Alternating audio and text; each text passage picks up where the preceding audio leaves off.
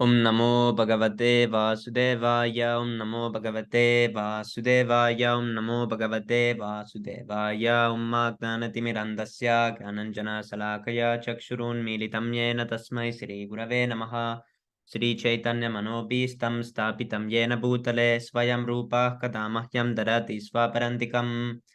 Vandeham Sri Guru Sri Yutapatakamalam Sri Gurun Vaishnavamscha Sri Rupam Sagrijatam Sahagana Raguna Tanvitam Tam Sajivam Sarvaitam Savarutam Parijana Sahitam Krishna Chaitanya Devam Sri Radha Krishna Padan Sahagana Lalita Sri Visakhanvitamscha He Krishna Karuna Sindho Dina Pando Jagatpate Gopesha Gopika Kanta Radha Kanta Namostute तप्त कांचन गौरंगी राधे वृंदावनेश्वरी वृषाभानुसुते देवी प्रणमामि हरिप्रिये वाञ्छाकल्पतरुभ्यश्च कृपा सिन्धुभ्यः वच पतितानं पावनेभ्यो वैष्णवेभ्यो नमो नमः।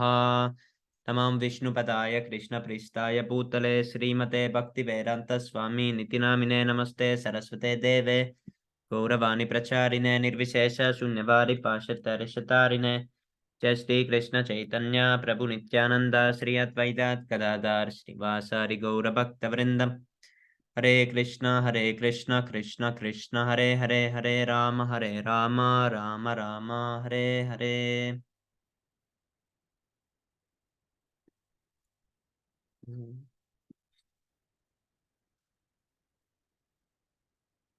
Hare Krishna. Please accept my Prabhu obeisances. नाम जय Shri Prabhupada. Prabhupada. So sorry, Prabhu, I was doing reading session on my own. I did a private meeting. No one couldn't join. I was thinking, where is everyone? That what day is today? No one is joining reading. Okay, so today we continue from 1.2.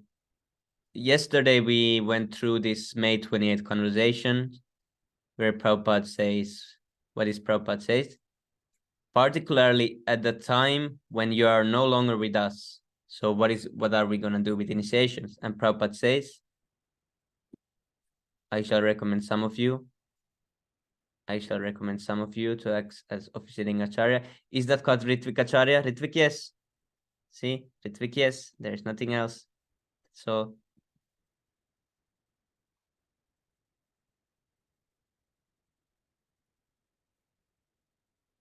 yes, here then the important points. Prabhupada is asked, so they may be considered your disciples. Yes, they are disciples. So why you need to even consider? Of course, they are disciples. No, he's asking that at Vikacharya, they are officiating giving Diksha. The people who they give Diksha to, whose disciples are they? They are his disciples. So they are officiating Prabhupada, so they are Prabhupada's disciples. They're his disciples. Tamal Krishna also confirms they're his disciples. Who is he? He is the initiating Acharya. He is Srila Prabhupada. So everyone is confirming he's his disciples. Then Prabhupada, who is initiating his grand disciple. But Prabhupada was continuing here. That's Swarup is cutting. He's saying, who is initiating his grand disciples? And he was going to continue. When I order, you become Guru. It was explained here. Tamal Krishna clarifies the question in point 11. Srila Prabhupada's answer to this question is actually the combination of point 12 and 14. Here, 12 and 14. They are his disciples. See, Prabhupada is saying, they are his disciples who is initiating. These are like together, but it appears to be like separate because Tamal Krishna spoke in between. He was confirming. So Prabhupada is saying, they are his disciples who is initiating. So that means Diksha Gurus, right? Yeah, because who is initiating? Prabhupada is initiating. They are his disciples who is initiating. And then they are his disciples who is initiating. Then he was going to explain about grand disciple, that his grand disciple, when I order you become Guru, he becomes regular Guru. That's all. He becomes a disciple of my disciple. So see that his grand disciple, when I order you become Guru. he becomes regular guru. That's all. He becomes disciple of my disciple. See, when Prabhupada orders that, okay, the Ritvik representative or anyone who is capable, that you become guru, he becomes regular guru. That's all. Then the disciples, the disciples of that who is initiating after that, who became guru, they become disciple of Prabhupada's disciple. But Prabhupada says 2 times, when I order.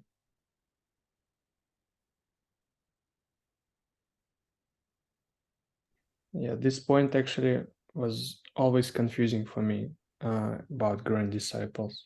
Yes, Prabhu. Yeah, it's always. But Nimai Prabhu said that grand disciples, like we're like in our case, His Grace Sundar Gopal Prabhu is our Shiksha Gurus, and we're grand disciples like that. Yes, Prabhu, because we are the Siksha disciples of Sundar Gopal Prabhu when we get initiated, because he's our link to Srila Prabhupada. If there was no Srila, if there was that we were directly without Ritvik representative, then there would be need for this grand disciple word.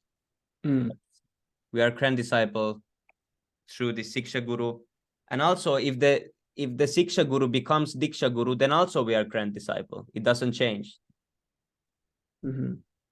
So anyways, but it cannot be applied to ISKCON devotees because they don't follow Ritvik system. Yes, Prabhu, they are just disciples of some random person who is not. Because they are saying that you see they are grand disciples because we are initiating them, but Prabhupada is saying when I order you to become guru, so that means they are not gurus. Yeah. So there can be 2 kinds of grand disciple.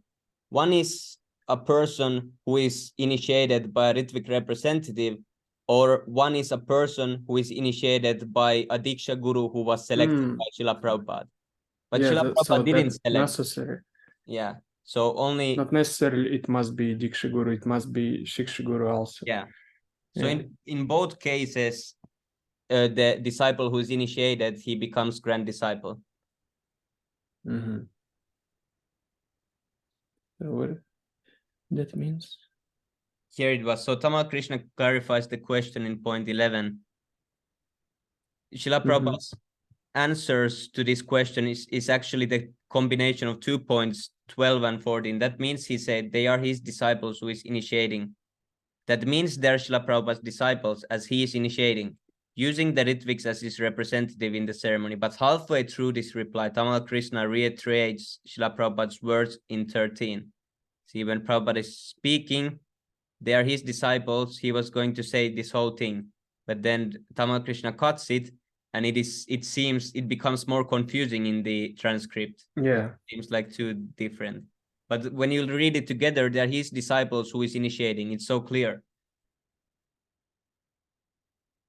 Then in point 14, again, he's mentioning the word grand disciple. Satsvarup tries to ask another question in point 15, but Srila Prabhupada in point 16 continues from point 14, that one becomes his grand disciple. So, yeah, point 14, and then he continues from 16. Yes, Prabhu. Who is initiating his grand disciple? Yeah, because this is one part. They are his disciples who is initiating, and this is one part where Prabhupada starts to explain about his disciple's disciple. He says he's grand disciple, but then he's cut. Then he continues. When I order you become guru, he becomes regular guru. That's all. He becomes disciple of my disciple. Just see. So it is clearly said that one cannot become disciple of Prabhupada's disciple without order of becoming guru. So either one is Prabhupada's disciple through Siksha Guru, or then one is Prabhupada's disciple's disciple. But one cannot become Prabhupada's disciple without Prabhupada first ordering one of his disciples becoming a guru. Yes. Yes, yesterday or the last, when we was reading this like a few days ago, I also got a little bit confused, but then I went through it again. I had to like So today I got it again.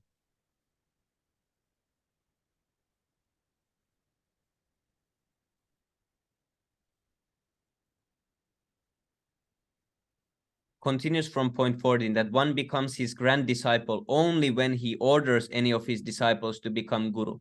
Yeah, here it was said. Yes.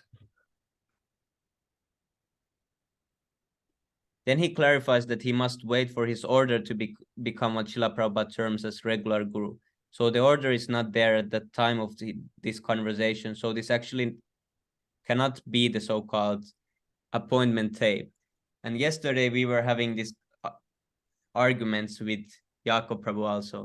So I believe Jacob Prabhu was present at this reading session, right? No, he doesn't join, but he was at Telegram. So I made a group where I added Nimanita Prabhu also. Mm. So, you know, he's saying that when Prabhupada when Prabhupada desired that I want all my disciples to become guru. So Jacob Prabhu thought that it's order to become a Diksha Guru. Yes, but we were trying to explain to him that this means also Siksha Guru, because Siksha Guru, Diksha Guru, there is no difference. So why he wants to emphasize only on Diksha Guru. But then he says that Prabhupada didn't specify if it's Siksha Guru or Diksha Guru. Of course, Prabhupada didn't, because it's the same thing. It doesn't matter if it's Siksha Guru or Diksha Guru. But he says that Prabhupada said that his disciples should become guru and they can become also Diksha Guru. So now he's thinking that in ISKCON Helsinki, there is some possible Diksha Guru, you know. He thinks that there is someone who can become Diksha Guru. But we know that desire is not equal to order. I mean, like if father desires his son to become a pilot, doesn't mean that he should go to a plane and drive. Prabhu. Actually, just this analogy he also gave. Yeah, I mean, yeah. This analogy is perfect. I want to find that part. Yeah, I need to go through this. To that, Nimanita Prabhu gave perfect answer. That's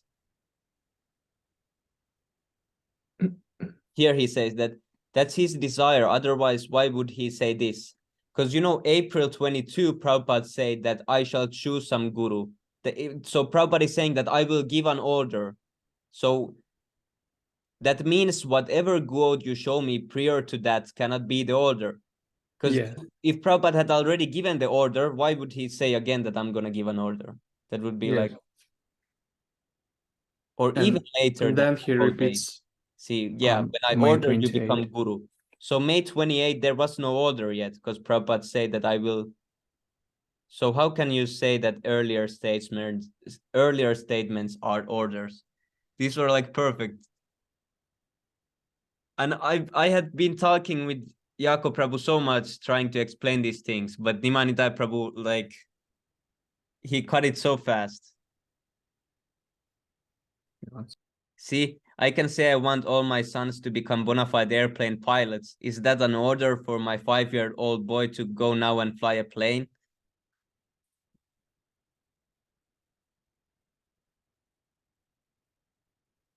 But still he continued, does that in any way mean, however, that they can't become such later or are not eligible? Because Srila Prabhupada says that they can once their training is complete. So he's thinking that in future, one of the ISKCON Helsinki persons becomes bona fide Diksha Guru. But he doesn't understand that without, you know, a direct order from Prabhupada saying that you become Acharya, one cannot become Acharya.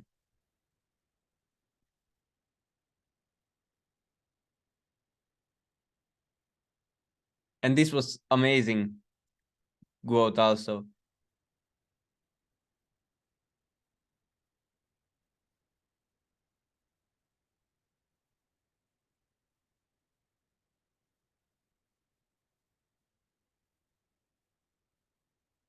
Yes, Prabhu said that if Guru Maharaj could have seen someone who was qualified at that time, because Jacob Prabhu was saying that Prabhupada didn't name anyone because he didn't want to make someone Guru while he is present.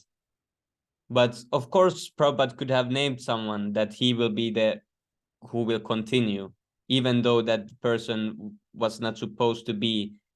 And then Nimanita Prabhu gave this, that if Guru Maharaj could have seen someone who was qualified at the time to be Acharya, he would have mentioned. Like, so straightforward answer. Yeah, then he said, well, they can become Guru immediately if his divine grace is still present. The love of disciplic succession forbids. Like this, he was arguing with Nimanita Prabhu. Mm-hmm. Yeah, the same. Yeah.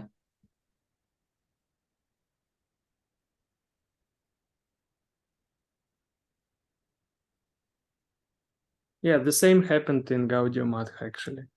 Yes, Prabhu. Because they unnecessarily thought that there must be the next Acharya.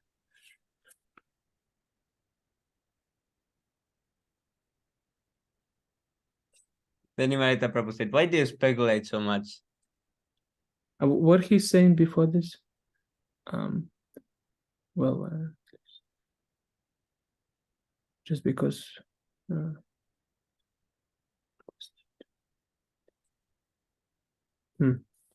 Yeah. And Nimanita Prabhu was saying that if there is a self-effulgent Acharya coming, then no one doesn't have to like point it out. It's yeah, we would definitely see who is the Acharya. Yes, Nimanita Prabhu gave the example of sun. When sun rises, no one doesn't have to say, oh, the sun is rising, or it's self-evident. But that everybody will able to feel his energy.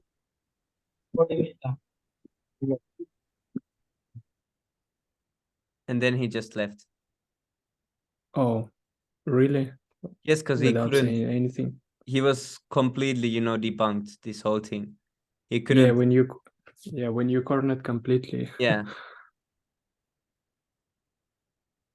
Yeah, at least Nityananda Prabhu, he was arguing until the end. Yeah, that's true. Yeah, that's. And he sad. said that, the book change thing, this Yaku became really like offensive. He started to say that it's complete rubbish and things like this. Come on. Then he showed like some article like this, some ISKCON news article he gives us.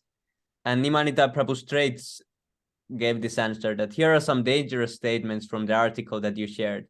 So he's saying that our BBD book change article is rubbish, but then he shares things like this, where he said some things like this.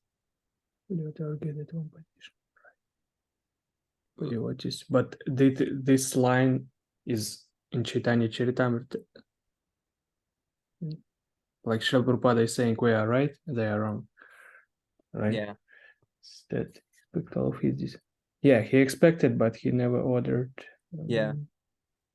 And this was also that it's now time to implement Prabhupada's vision to invigorate and expand the movement by encouraging any of his disciples, now in the 16th, 17th, 18th, both men and women, to become initiating gurus.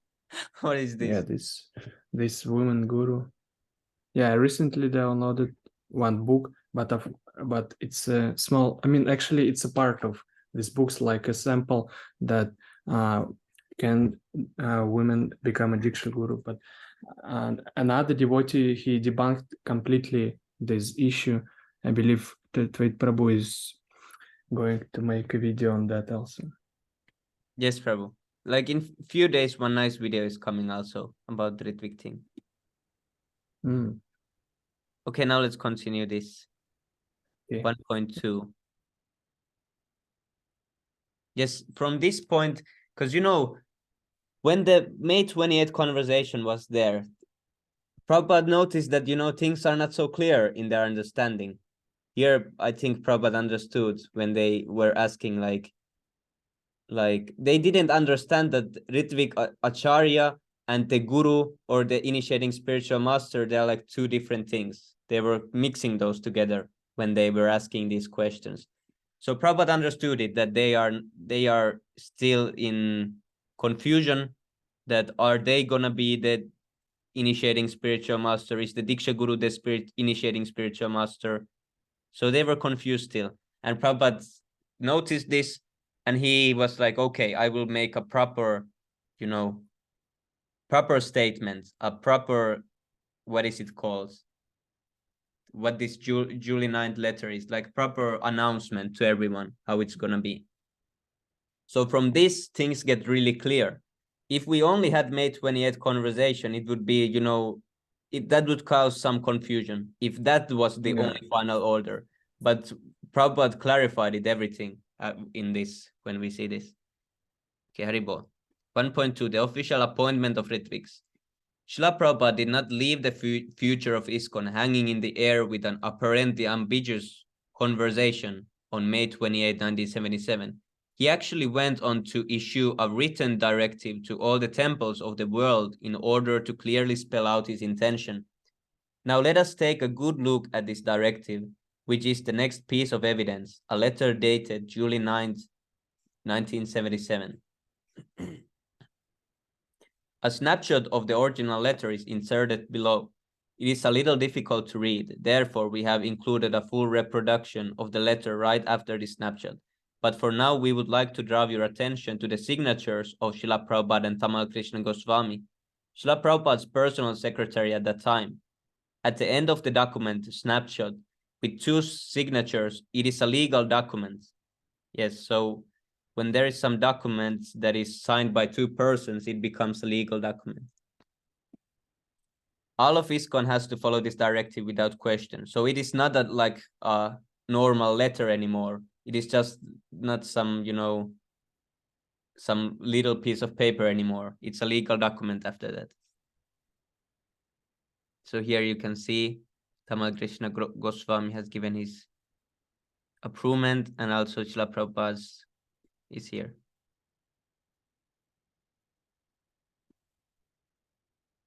Below you will see a full and clear reproduction of the letter so that you can read its contents easily and clearly. The July 9th letter, 1977, reproduced. July 9th, to all GPC and temple presidents, dear Maharajas and Prabhus, please accept my humble obeisances at your feet. Recently, when all of the GPC members were with His Divine Grace in Vrindavan, Srila Prabhupada indicated that soon he would appoint some of his senior disciples to act as a Ritvik, representative of the Acharya, for the purpose of performing initiations, both first initiation and second initiation. His Divine Grace has so far given a list of 11 disciples who will act in that capacity. Here are the names. In the past, temple presidents have written to Srila Prabhupada recommending a particular devotee's initiation. Now that Srila Prabhupada has named his representatives, temple presidents may henceforward, see, this is an important word that many persons keep, henceforward. It means from this moment until further changes are done, henceforward. Send recommendation for first and second initiation to whichever of these 11 representatives are nearest their temple. See, whichever representatives are nearest, it's not by, which one you like the most, or which one makes the funniest jokes, or who chastises you the least, or who is the most kindest to you. It's nothing like this. Nearest the temple, that is what Prabhupada has advised here. Or ordered, it's not advice, it's order. After considering the recommendation, these representatives may accept the devotee as an initiated disciple of Srila Prabhupada by giving a spiritual name, or in this case of second initiation, by chanting on the Gayatri thread, just as Srila Prabhupada has done. The newly initiated devotees are disciples of His Divine Grace A.C. Bhaktivedanta Swami Prabhupada. See, 2 times, almost back to back, may accept the devotee as an initiated disciple of Srila Prabhupada. Newly initiated devotees are disciples of His Divine Grace Swami Prabhupada. See, Prabhupada is repeating it many times because he already knew that they were trying to cause some confusion about this thing. So the best thing is to, say it as clearly as possible and repeat it. So this is the clearest thing. The newly initiated devotees are his disciples. Bhaktivedanta Swami Prabhupada disciples. The above 11 senior devotees acting as his representative. See, this is the clearest thing that when I first time read this one letter, I was thinking that this is, the clearest thing. How can someone make some weird conclusions about this? After the temple presidents receive a letter from these representatives giving the spiritual name or the thread, he can perform the fire yagna in the temple as was being done before. The name of a newly initiated disciple should be sent by the representative who has accepted him or her to Srila Prabhupada to be included in his Divine Graces Initiated Disciples book. Hoping this finds you all well, your servants and the signatures. Yes, very clear and simple, like, representation of this, what Prabhupada wanted. Analysis of the July 9th letter. 1. It gets crystal clear here. Yeah, this is nicely said. Crystal clear. This has been Srila Prabhupada's style of management. Any important directive is written down and issued to all the temples of the world, not given in some haphazard way in confusing private room conversation. Yes, so the May 28th thing was not, or it was not appointment tape or something like this. Please note that in the first paragraph of the above letter, Tamal Krishna Goswami was referring to a recent meeting in Vrindavan of all GPC members and Srila Prabhupada for the purpose of clarifying the initiation process. This is the exact substance of the May 28th conversation. So if you at all feel confused reading that conversation or are somehow still not clear even after going through its analysis above, here is the clarified form of it. This letter is directly pointing to that conversation.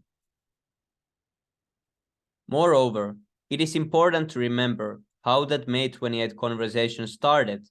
Remember the words, particularly when you are no longer here with us. So it all unquestionably points to the time after Srila Prabhupada's departure. So we should read this entire letter in that context. Yeah, this is when the ISKCON persons say that no, this is only for the time when Prabhupada was here with us, that he gave this Ritvik system, and he didn't mean this to continue after his departure. But they particularly asked when you are no longer here with us, and then Prabhupada gave this answer. And then he gave this letter also, or this order. So how it can... Yeah, they argue that, yes, he established this system, but for the time being while Srila Prabhupada was sick. Yeah, but this debunks, because they were not asking particularly when you are with us. They were asking when you are no longer with us, and Prabhupada said Ritvik, yes. So how that can be, that argument, valid? It's not. 4. The letter starts off saying that Srila Prabhupada would appoint Ritvik, Bengali pronunciation of the word Ritvik, representatives of the Acharya. He clearly did not appoint any gurus. Srila Prabhupada could not have been clearer than this.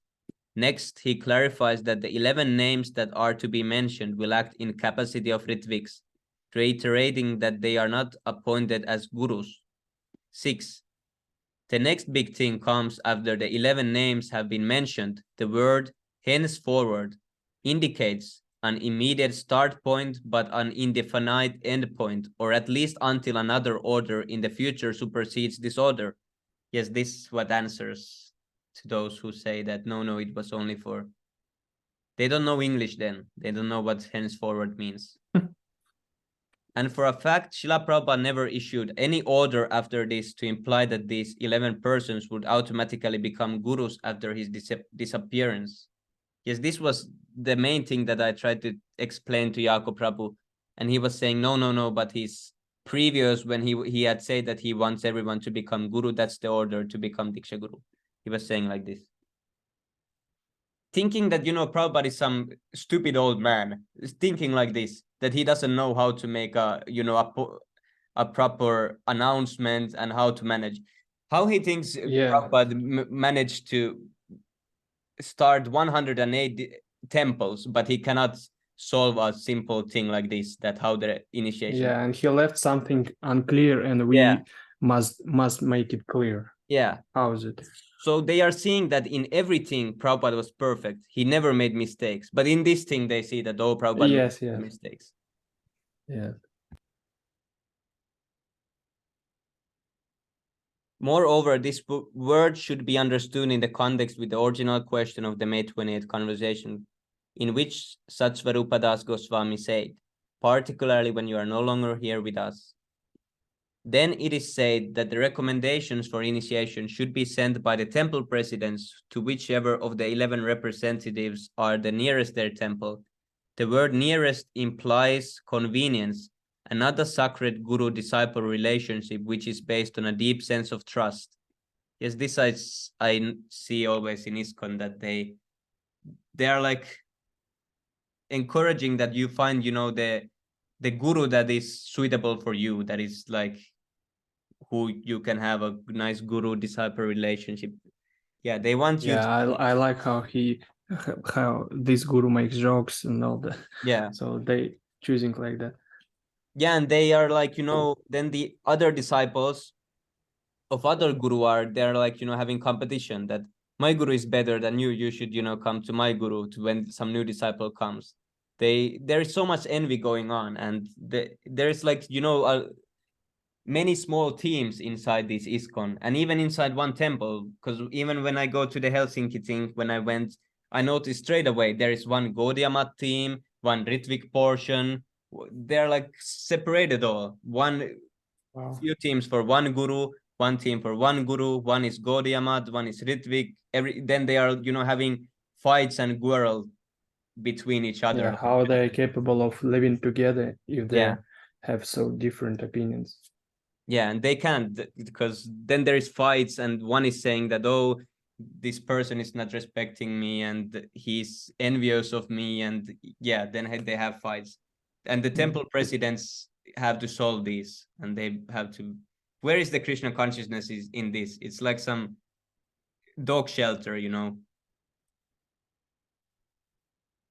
Tamal Krishna Goswami himself explains it best in his confession in 1980. Appendix does. This is very important point, because when it comes to initiating, if it isn't whoever is nearest, it's wherever your heart goes.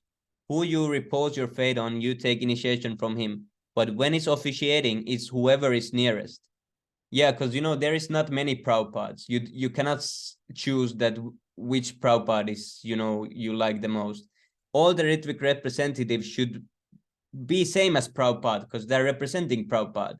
So it would be weird to think that one representative is saying different thing and one is different, because they are all Prabhupada, but in his representative form. So it's whoever is nearest, and he was very clear. He named them. They were spread out all over the world, and he said, whoever you're nearest, you just approach that person and they'll check you out. Then on my behalf, they'll initiate. 8. Then in the next paragraph of the letter, oh, by the way, if anyone doesn't know, this is meaning that there was some like tape that Tamal Krishna Goswami made after they were about to throw him out, because they didn't like what he was doing, the other gurus, and he was about to get like thrown out. And then Tamal Krishna himself, in this Topanga Canyon conversation 1980, he exposed everything. He told everything, that we were not ever supposed to be appointed as gurus. We did wrong. Prabhupada wanted us to be his representative. He told everything like this. But after that, the guru said that, no, say that something that it wasn't like this, and we will take you back. So he like declined or canceled everything that he had said. He said that, gave some excuse why he had said them, and then he went back to the guru camp. So this is how they brought him back. And also same things they had tried with Sundar Gopal Prabhu, that they were saying that, you can also become guru. But Sundar Gopal Prabhu didn't want that. Why would he want to become some cheater guru? 8. Then in the next paragraph of the letter, we see that following praises which undeniable point to Srila Prabhupada's desire to appoint Ritvik representatives of the Acharya himself. and his undisputed position as the Diksha Guru of ISKCON. A. These representatives may accept the devotee as an initiated disciple of Srila Prabhupada. The newly initiated devotees are disciples of His Divine Grace A.C. Bhaktivedanta Swami Prabhupada. The name of a newly initiated disciple should be sent by the representative who has accepted him or her to Srila Prabhupada, to be included in His Divine Graces Initiated Disciple book. So there is only, 4 times. Yeah, and there is only this. There is only guidance towards, this Ritvik system. If Prabhupada wanted the other system also to go, that the disciples become guru, he would have made like this. He would have give so many detailed, what should be done, what they should do, and he just like here he's explaining how the Ritvik representatives work. In the same way, he would have explained the other system also, but he never ordered that system, so he never explained it, and that's why they, speculated their own system. And then it went, what is it now? Somehow it became a voting system, even though that was what Prabhupada especially didn't want, to have some guru voting system. Yeah, and like in the case of Gaudiya Math, I mean, it was different because Srila Bhaktivedanta Saraswati Thakur, he didn't give clear-cut instructions how what should be done after his disappearance. So disciples supposed to be just reading his books, following his instructions, and wait for a self-effulgent acharya. I mean, he said it. I mean, but Srila Prabhupada took another step. He did establish the system, how it should be continued. So, I mean, it's so clear. Yes, Prabhu. So, yeah, in the case of Gaudiya Math, yes, that was really confusing for newcomers, what should be done. But here in ISKCON, I mean, it's out of the question. Yes, Prabhu. And also, Prabhupada had seen what happened in Gaudiya Math. Of course, he knew, because, he had already seen a bad example. Of course, in his mind, he wanted to do everything to not make that same thing happen again. So that's why he gave very clear instructions what to do.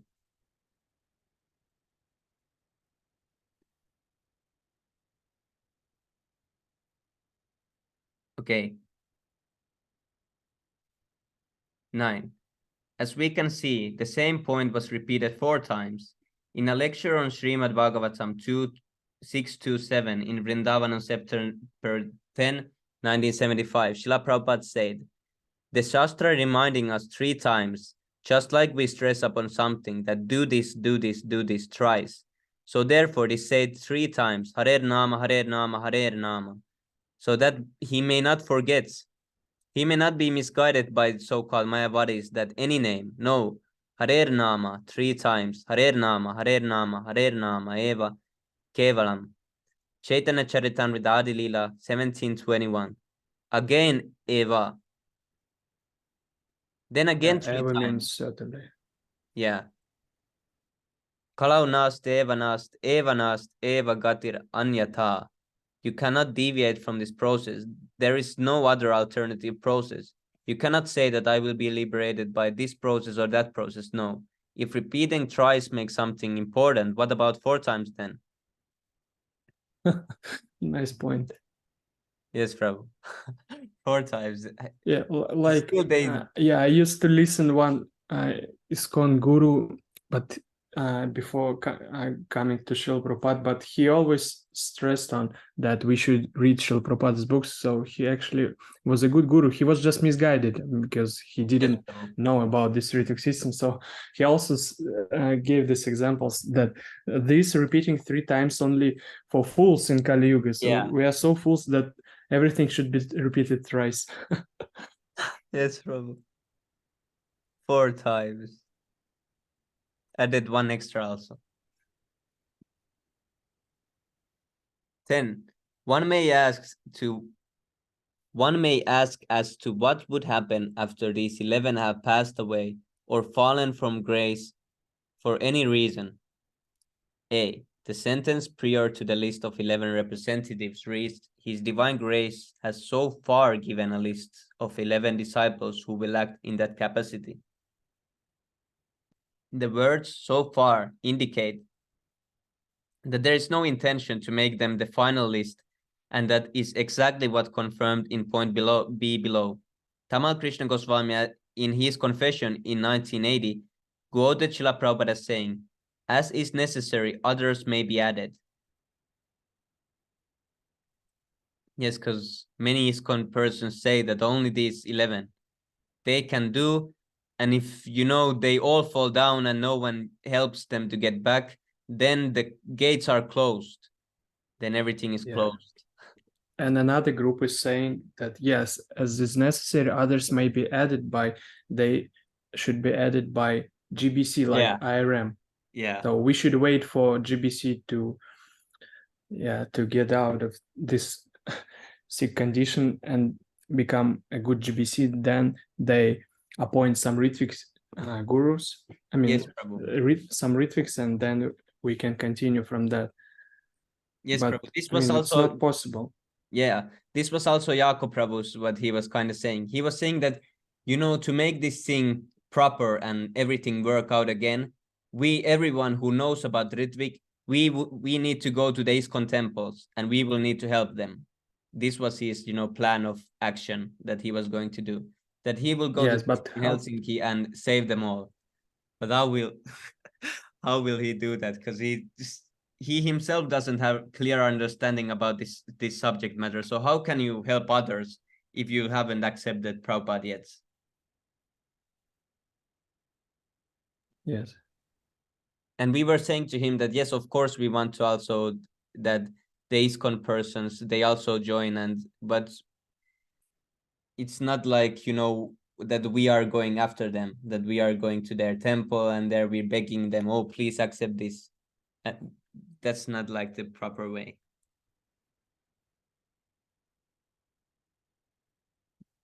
Yeah, because he was because there was so big attachment to the ISKCON, so he couldn't find a way to continue his Krishna consciousness without helping them to.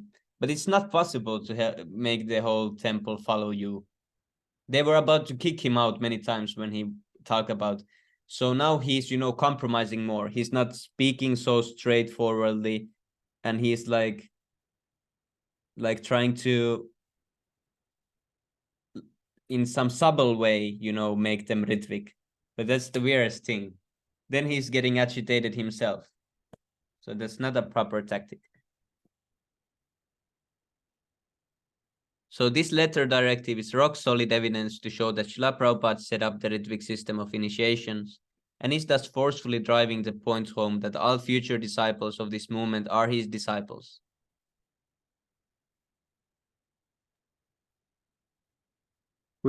Before we proceed further, I shared the link. We can watch how Nimai Prabhu debunked that argument that Srila Prabhupada established that system only for the time being while he was sick. I mean, because yes, Prabhu. Actually, when I was asking that question, I was referring to Igor Prabhu because he uses such kind of argument, and he refers to some conversation happened in October. Additional need for the time while Srila Prabhupada is present. Yes, so that they cannot prove. Where does it say that? In fact, Srila Prabhupada was asked, when you're no longer here with us, what to do? So Prabhupada said, yeah, I'll appoint some people to give first and second initiation. So you have to make the link between May 28th and July 9th. So we have this at least. What do they have? Yes, Prabhu. So they refer to a room conversation, and if by Krishna's grace I recover from this condition, then I shall begin again. Or I may not be pressed in this condition to initiate. It is not good. Yes, so if he recovers, then he will again take charge of the initiation, but now there are the 11 there, but he did not recover. So why don't you just continue with this? That argument doesn't make much sense to me. They say that, it was a temporary thing. Yeah. Meanwhile, while he's in this condition, that's all right. But he was still asked, what to do when you're no longer here with us. So okay, if you're so much concerned about what Prabhupada said, then show me where did he say that you can have the GBC appoint some gurus. Where is the important factor of self-effulgent acharya? That is completely kicked out the bucket, And where did Prabhupada allow you to vote in some gurus? That is bogus. Okay. Yeah, so... Yeah, that's pretty much it, Prabhu. Yes, Prabhu. Yes, that's good points. Yeah, I recently watched that class again, and I took notes on the whole class. I mean, because I decided, because Nimai Prabhu has a lot of notes, so I just decided to steal some of them to my Notion. So, I mean, he has so much good notes. I mean, yeah, this devotee, he will get banned, actually. Yeah.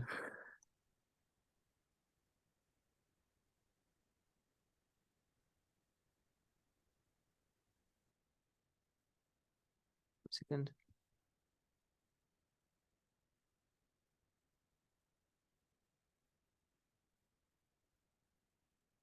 Yeah, what's the time?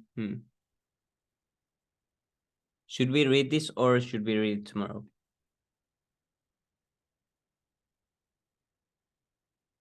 Because it's not so long, actually.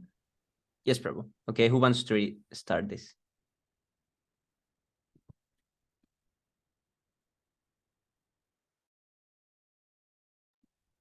Okay.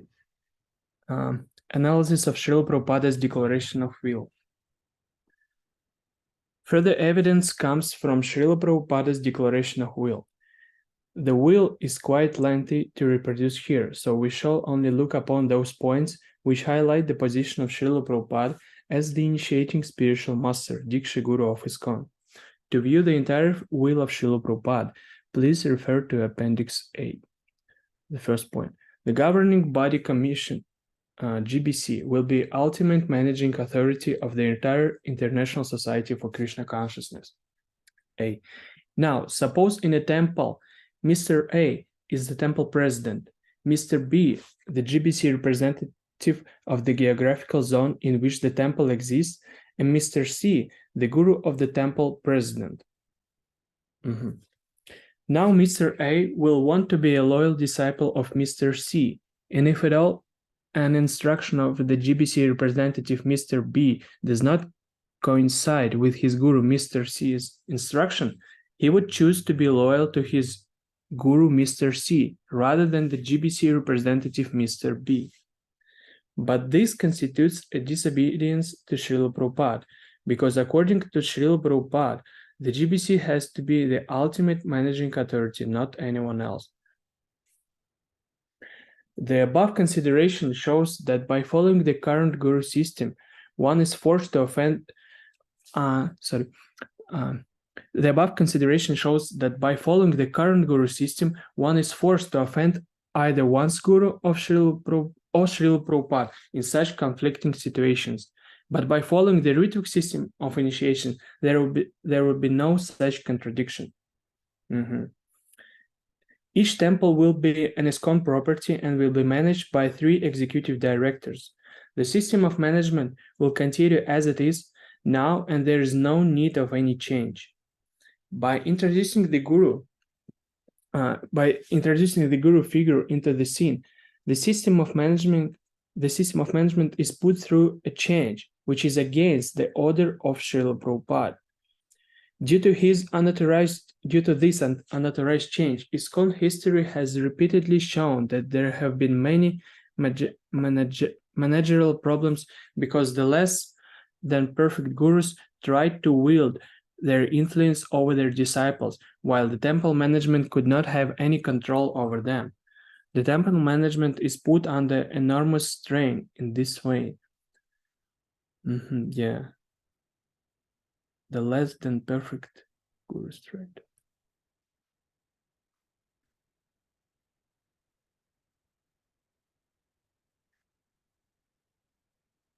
Yes, so the gurus, even if there was temple presidents or management, they tried to act like over them. Yeah. Yeah. Moreover, such a change is against the very definition of GBC as per the minutes of GBC meeting in 1975. Resolved. The GBC governing body commissioned has been established by His Divine Grace A.C. Bhaktivedanta Swami Prabhupada to represent him in carrying out the responsibility of managing the International Society for Krishna Consciousness, of which he is the founder, Acharya, and supreme authority. The GBC accepts as its life and soul His divine instructions and recognizes that it's completely dependent on His mercy in all respects. The GBC has no other function or purpose other than to execute the instructions so kindly given by His divine grace and preserve and spread His teachings to the world in their pure form. Definition of GBC Resolution 1, GBC Medicine. So you see, they don't have any other function other than following Srila Prabhupada. Yeah, that's definition of GPZ. Now it has become some democracy thing. Yes. Some political party. In point 3 of the will, each ISKCON property in India was entrusted to 3 executive directors, and the names of the properties and their executive directors have been named. Then Srila Prabhupada says this: the executive directors who have herein been designated are appointed for life. In the event of the death or failure to act for any reason of any of the said directors, a successor director or directors may be appointed by the remaining directors, provided the new director is my initiated disciple, following strictly all the rules and regulations of the International Society for Krishna Consciousness, as detailed in my books, and provided there are never less than three or more than 5 executive directors acting at one time. Theoretically, say by 2050, all of the disciples of Srila Prabhupada during his physical presence will have passed away. Who will be the directors of these properties then?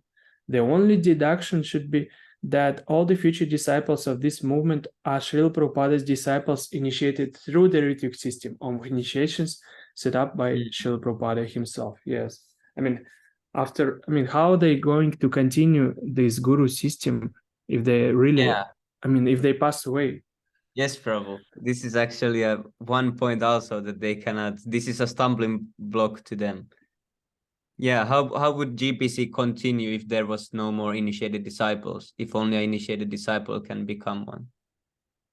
Like this Sridhar Maharaj, who was responsible for disobeying Srila Bhaktisiddhanta Saraswati Thakur when his guru said that you should wait for a self-effulgent Acharya, but he unnecessarily thought that no, there must be a next Acharya, and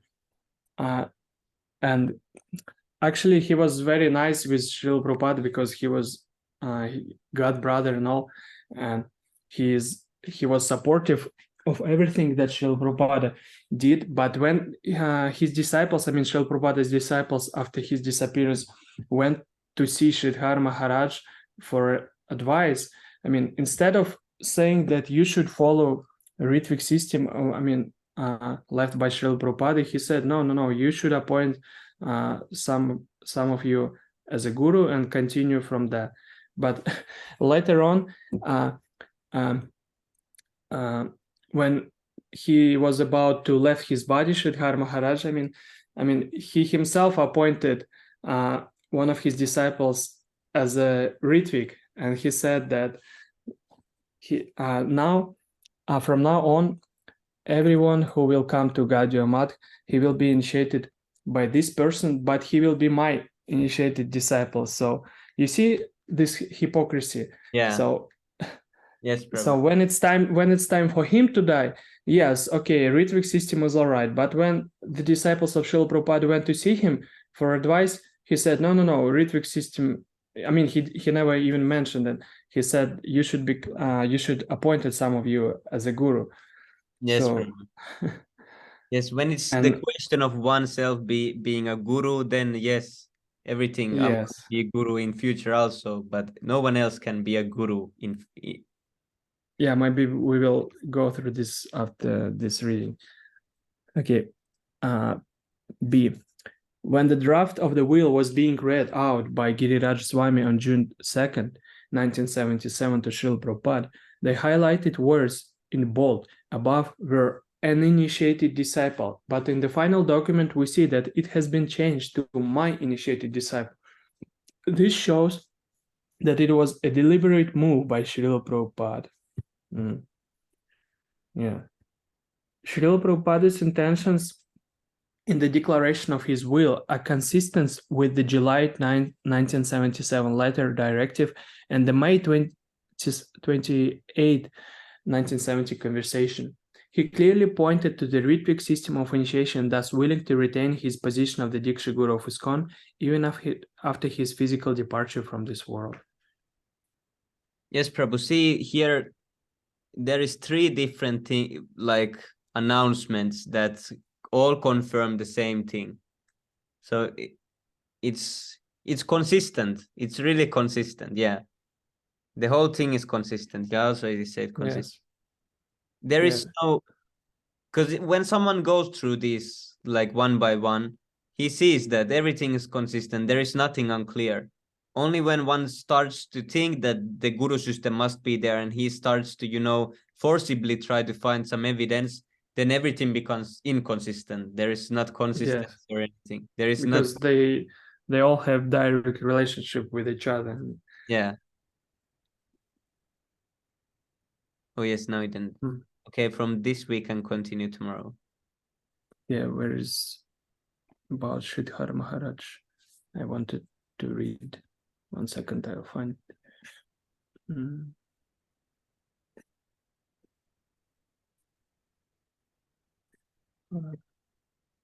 Oh yeah, His Divine. Okay, can I share my screen? Yes, Prabhu.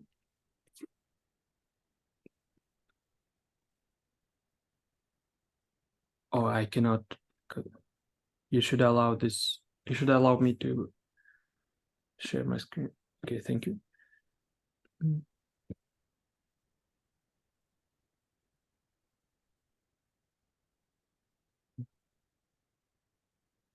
Can you see it? Yes, Prabhu. Okay, 1 second. Yeah, you see, His Divine Grace, this is in the book.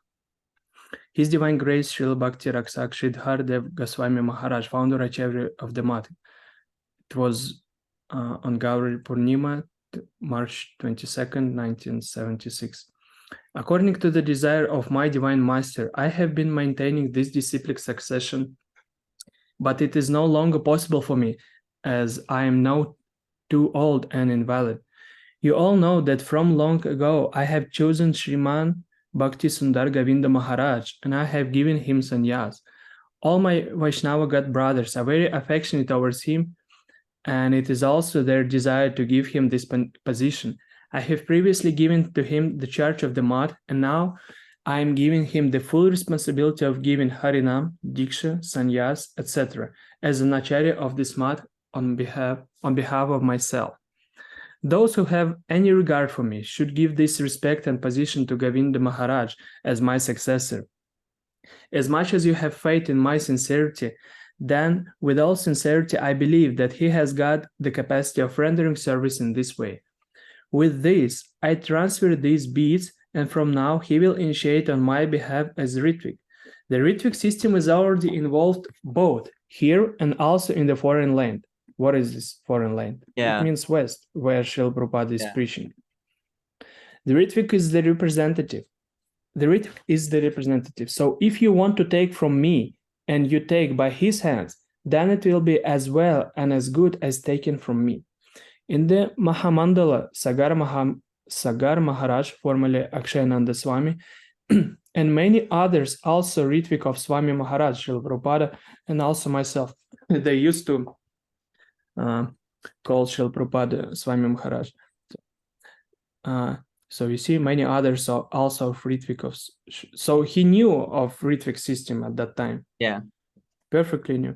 They may do so, but in this math, and in any math under this math, he will be the representative. If anyone cannot accept this, he may leave the math rather than stay here and disturb the peace of the math. So if somebody doesn't agree that there should be a Ritvik system of initiation, he just can leave this.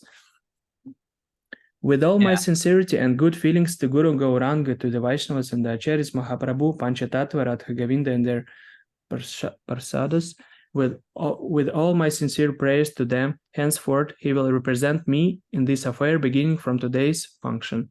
Now I shall go from here and he will do the necessary. On my behalf, he will give Harinama, Diksha, Sannyas and everything. So you see, when it's his time to die, yes, Ritvik system. Yeah, this was also very clear. Right.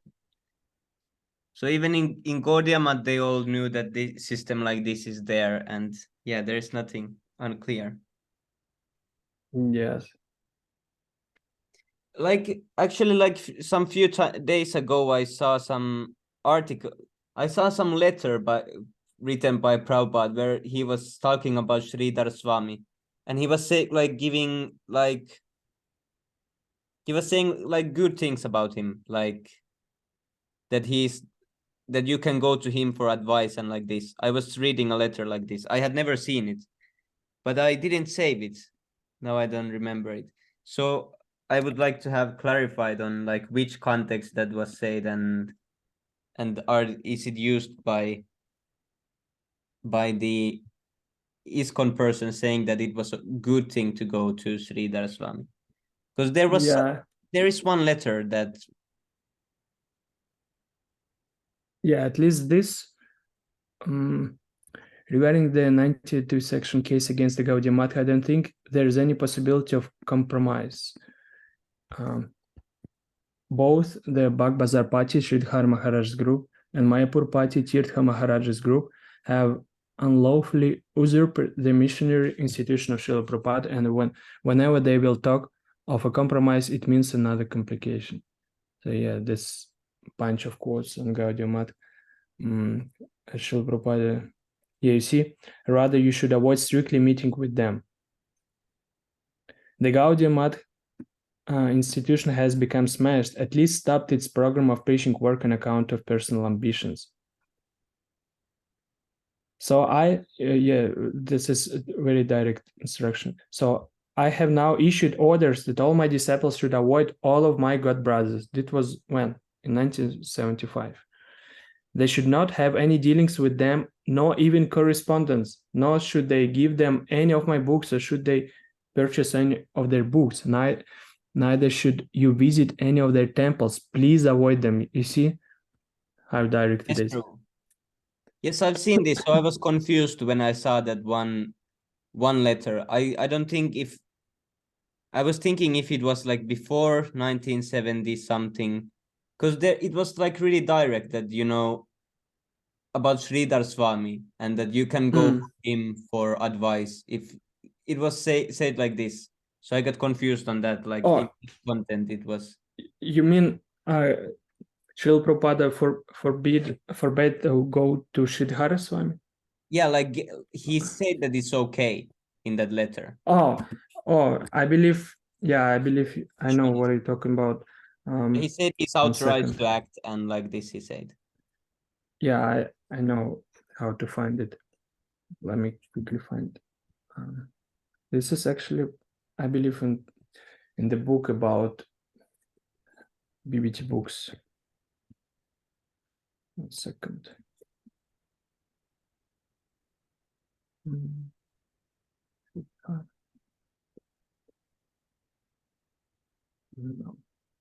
No, Sridhar. No. Yeah, I'll stop the screen sharing.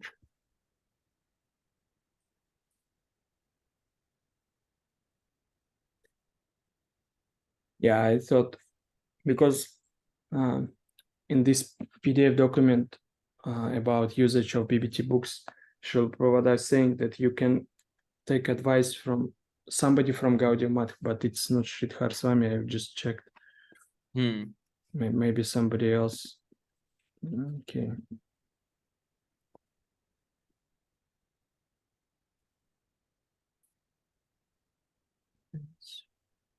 Yes. Yes, I found Translations that to this, continue. at least there was someone called Bon Maharaj, and he was condemned badly by Prabhupada. He said that Bon Maharaj may be considered as a black snake. He said like this.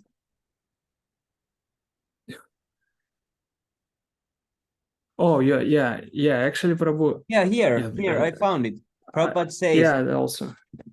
so if you are actually serious to take instructions from a Siksha Guru, I can refer you to one of my most highly competent of all my god brothers.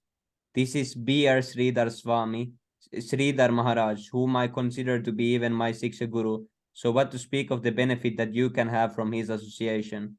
He's living in Navadvip, and if you like, I can give you letter of introduction, as well as I will send him letter to allow you to stay there with him. So when I read this, I was like, oh, but later. Oh, can you share it, please, Prabhu? Because Yes, Prabhu. I never. Yeah, Yeah, like because I found another quote, but it's not about this. I saw this like 2 days ago, first time. But this letter is, this is 1969. So this is something must have changed, in between. Because later Prabhupada said, like 1974, Prabhupada said that don't go near to them. But yes, 1969, he was still saying this. 1 second. Even this from PDF document about BBT books, Memories by Siddhanta Das. So Prabhupada called me and when he was getting a message, he asked me, so in my absence, you can complete the Srimad Bhagavatam? I said, yes, Prabhupada, I'll try to do that. Yes, he said, okay, good. I said, if I have question, I could ask Sridhar Maharaj. He said, yes, you can ask him questions. Yes, that's good. So yes, Prabhu. You see, even concerning completing Srimad Bhagavatam, he said, yeah, that's good to ask Sridhar Maharaj. Yeah, that was a little bit confusing because before I was thinking that everything was strictly that don't, go ask anything or don't associate at all. So here it was that, so if you're actually, oh, I'm not sharing.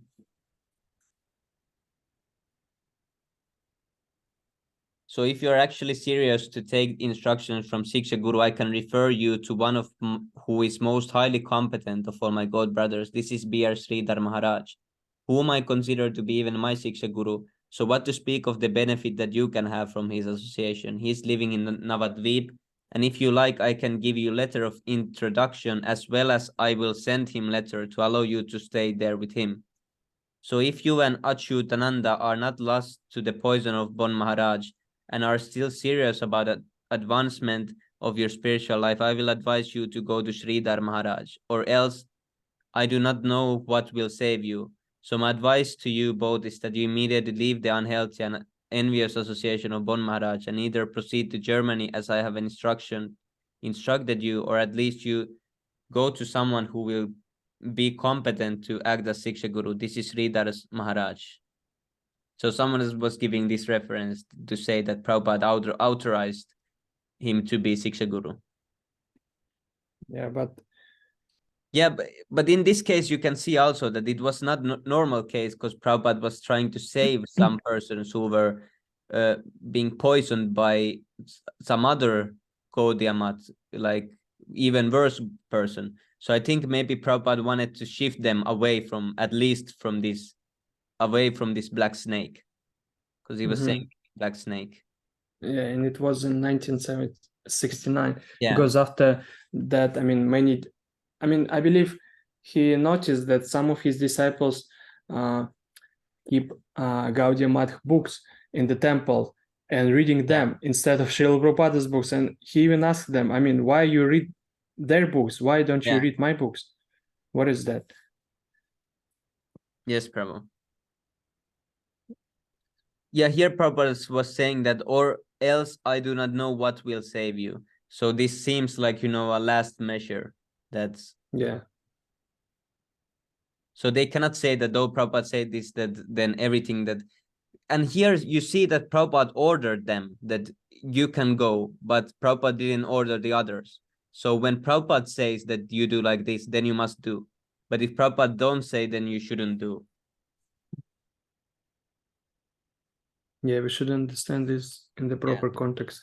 Because, you know, it's imitating. If someone reads this, let's say that Tamal Krishna Goswami saw this letter 1977, and he thought that, oh, now I may also go to Sridhar Maharaj, but that's imitating because he never got that instruction from Prabhupada. It was only for this person and Achyutananda.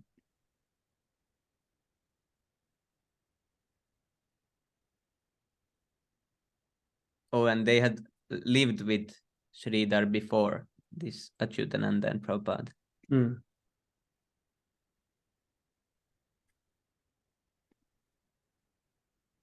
Okay, Haribol. So is there any questions? Is there anything?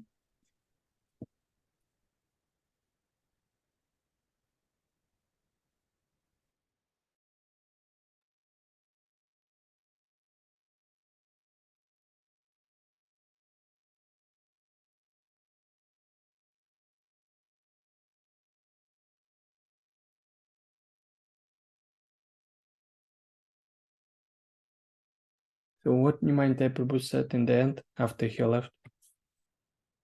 But alas, then if a self-person may emerge, and yet we don't allow them.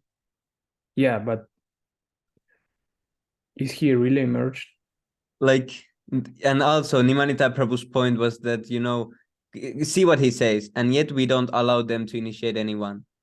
How so can he's saying like he already emerged this pure devotee, but we don't allow him to initiate.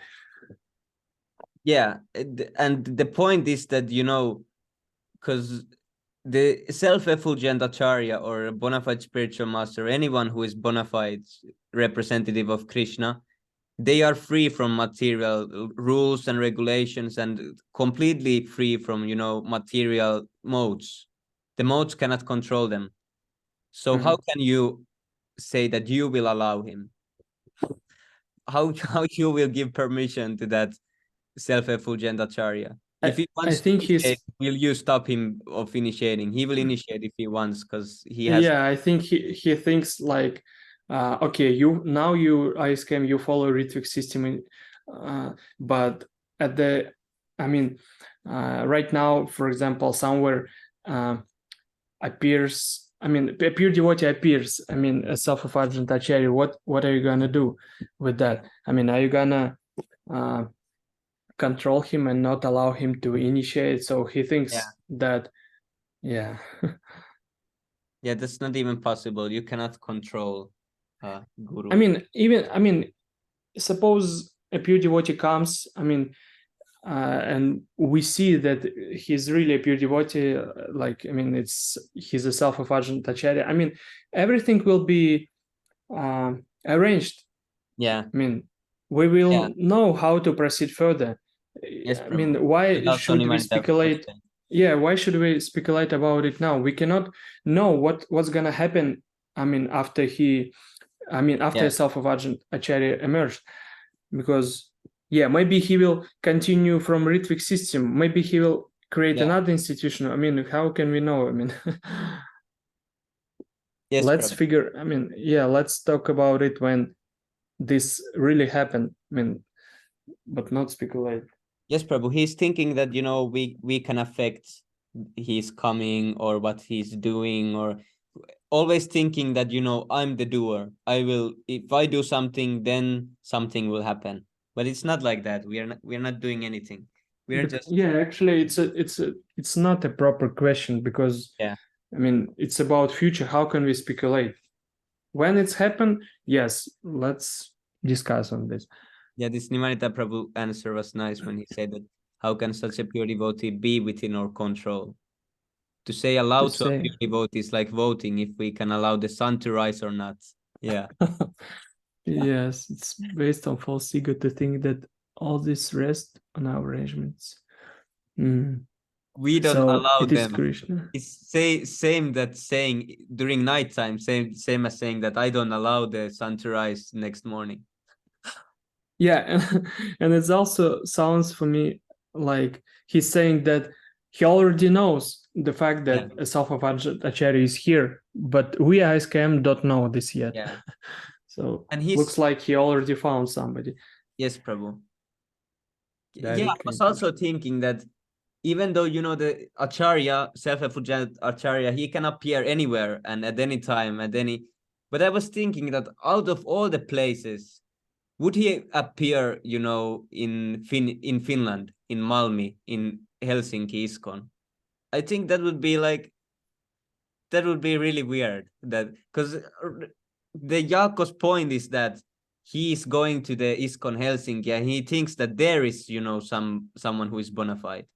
But that's that the self-effulgent Acharya would be hiding in some little house in Helsinki without showing his effulgent or anything. Yeah. In I believe middle of neophyte devotees. He's there. He's not trying to make them better. He's not doing anything. No. That's the weirdest thing. I mean, I believe maybe Nurgapal Prabhu, I believe that was him, or maybe Nimai Prabhu, whatever. They said that, yeah, maybe this pure devotee is already here on the planet, but he is not manifested yet. But I mean, the word self-effulgent mean that, there's no need to go and verify him whether he is a pure devotee or not. I mean, this will be a clear fact. I mean, like Srila Prabhupada. I mean, the point of Jaakko Prabhu that maybe he is already in Helsinki. Yes, maybe, but he's not self-effulgent now. So then he said like this, that Prabhupada himself said there are many pure devotees in his followers. Okay. So he thinks there is many self-effulgent acharyas hidden somewhere. So are we qualified to say or judge if they are sufficiently self-effulgent? Yeah, but pure devotees, I mean, there must be two things to become a guru. You should be a pure devotee and you should get an authorization from your guru. Yeah. Okay. Maybe we don't deny the fact that there are pure devotees on the planet, but they are not given the order to become guru. And pure devotees, they follow instructions of his guru. In our case, Srila Prabhupada, 10%. So that means they follow Ritvik system. Maybe they're capable of following everything without devotees association. And Sundar Gopal Prabhu often says about it that yes, if you are capable of continuing without devotee association and you are strong enough, that's all right. We're not forcing you to join us and all that. But if you're not, then please come.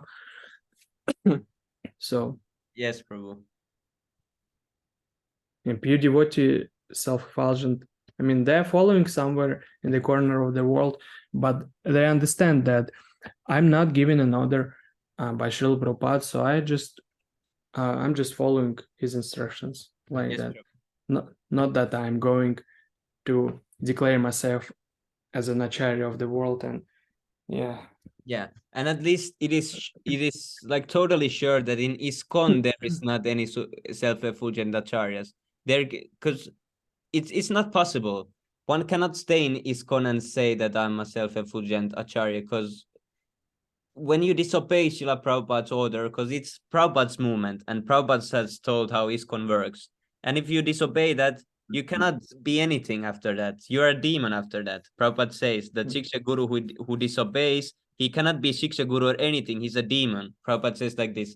So what kind of self-effulgent acharya would stay in ISKCON? And he wouldn't stay there, of course, getting implicated and seeing about all the nonsense going. Yes, like Ainda Prabhu, they saying he was a pure devotee, and Sundar Gopal Prabhu said, okay, but why he stayed with ISKCON, right?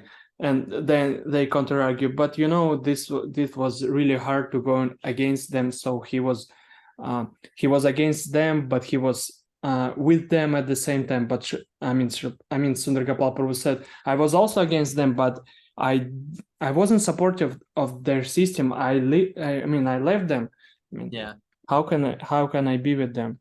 I mean, and especially a pure devotee, how can it be? Yes, I'm a pure devotee, I'm following Srila Prabhupada, but I'm staying with the people who is disobeying him.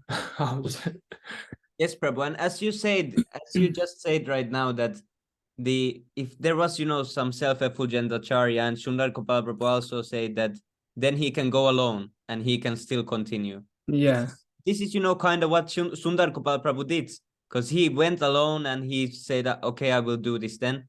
And then it started working. So that also is... Yeah, I was also often thinking of that, because if somebody will ask this question, that okay, you say that you need a Diksha Guru, but what about Sundar Gopal Prabhu, whom he's taking instructions from? Like, yeah, under whom guidance he is. Like, yes, Prabhu. For me, it's clear now that Sundar Gopal Prabhu is capable of, he's strong enough to associating with Srila Prabhupada through his books and Vani. Yes, Prabhu. Yeah, that's true. And also wanted to say something.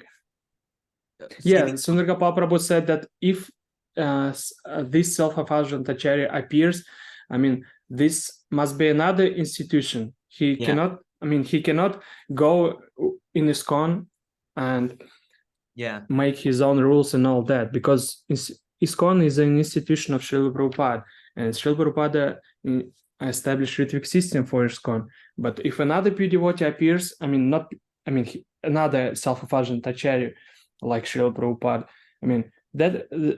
this will be another institution for sure. Yeah, he will create something new. Yeah. Karti Prabhu, please accept my humble obeisances. All glories to Srila Prabhupada. Hare Krishna, Karti Prabhu, Dandat Pranam, Jai Srila Prabhupada. So see, Hare then Krishna, he gave this Prabhu, long, Dandat Pranam, Jai Srila Prabhupada. then he gave this long reference when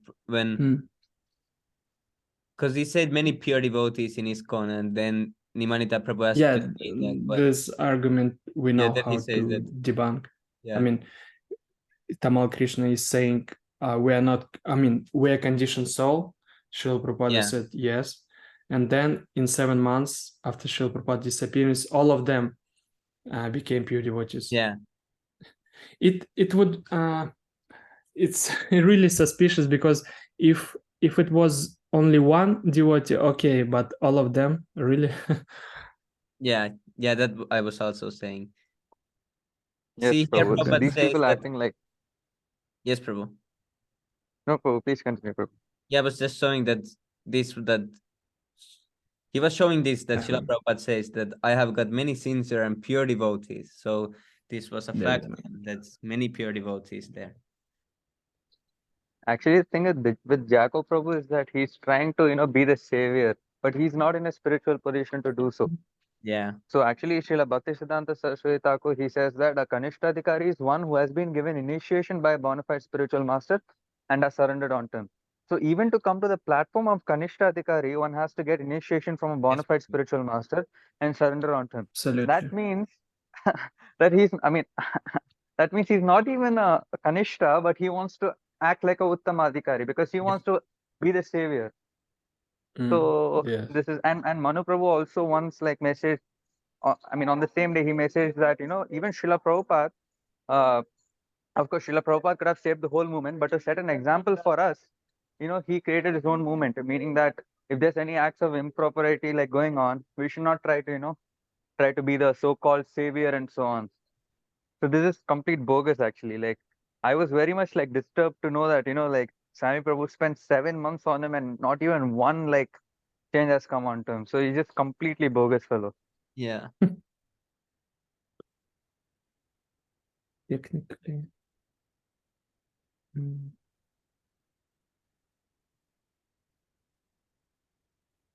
Yeah, Manu Prabhu with these glasses, he looks like a real bandit. Yes, Prabhu. Yes, Prabhu.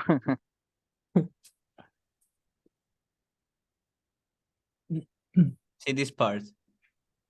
Mhm. Immediately after he says he retires completely and they all become or should become. How to ignore this? Yeah, he was saying, this validates my view fully in so many ways. Srila Prabhupada did not want to name anyone. So he just said they all will become. But they should be qualified only, preferably the self-effulgent one. Yeah, but are they qualified? That is the question. Are they qualified? Yes, and he says that Srila Prabhupada didn't want to name anyone. But here Prabhupada says, I shall choose some guru. I shall say. Yeah, I shall say. So but he does that didn't. mean that he doesn't want to choose anyone, or he wants to choose? Why he would say that I shall choose some guru if he doesn't want to choose some guru? Yeah, you see, he's saying he didn't want to name anyone, but to prove his point, he should show some quotes after July 9th letter. I mean, prior to this, because Srila Prabhupada said when I order, and it was on May 28th. Yeah, here Prabhupada says that I shall say, and I'm waiting for that. And you say that he didn't want to name anyone. Just see, Prabhu, you are interpreting dangerously. Waiting for them to be qualified so that he can say. Yeah, he was saying this because see here, Prabhupada says, you Really? become all Acharya, I retire completely. So he's thinking But- that when Prabhupada yes, but retires, they- they all become Acharya. But they don't read the last part. But the Yeah. training must be complete. Qualification is required. We don't deny the fact that Srila Prabhupada wanted his disciples to become guru, but they must be trained up. Yeah. See this? He didn't choose any Acharya, but does it prove that none should initiate either? Because initiating spiritual master is not necessarily same as Acharya for a worldwide movement. Yes, but he established No, but see system. this. When he Because- says this, because initiating spiritual master is not necessarily same as Acharya for a worldwide movement. No. Then Nimanita Prabhu asks, where is this idea from? Then he says, it's my own concussion, honestly, Prabhu. Wow. At least he's honest. Yeah, but he himself says or admits that he is concocting, that he is speculating, but still he continues it.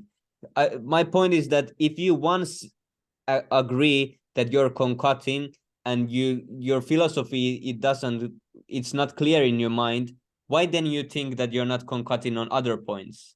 You should, when you realize this, you should delete everything that you're knowing and start from clear table and see Yes. Yes, Then Prabhu. after this message, all his previous messages Yeah. are just nullified.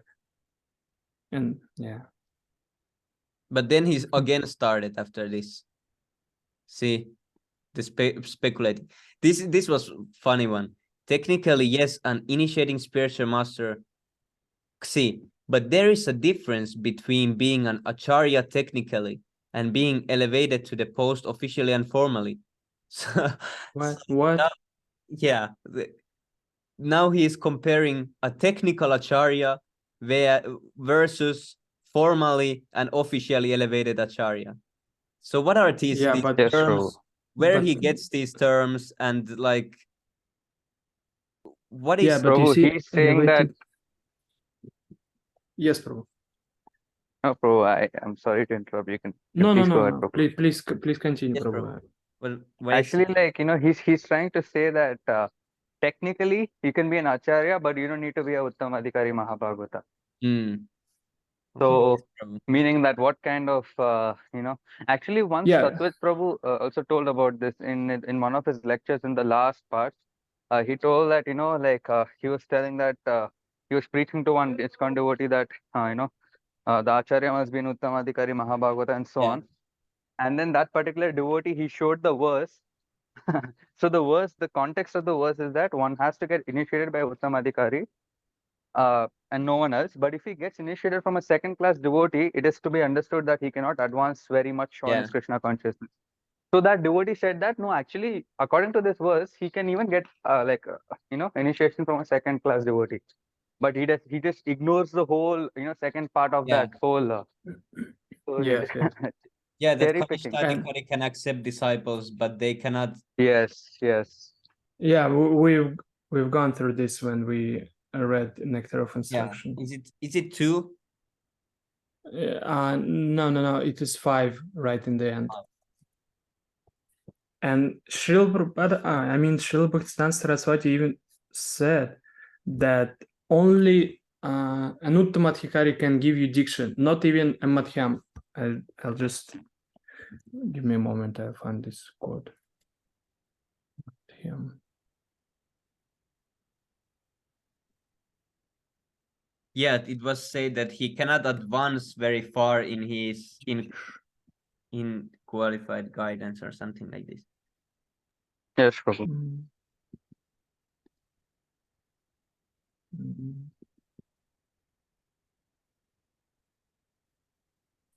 Where is it?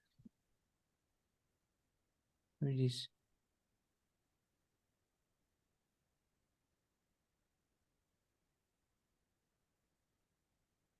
It's the last paragraph. A neophyte Vaishnava or a Vaishnava situated on the intermediate platform can also accept disciples, but such disciples must be on the same platform.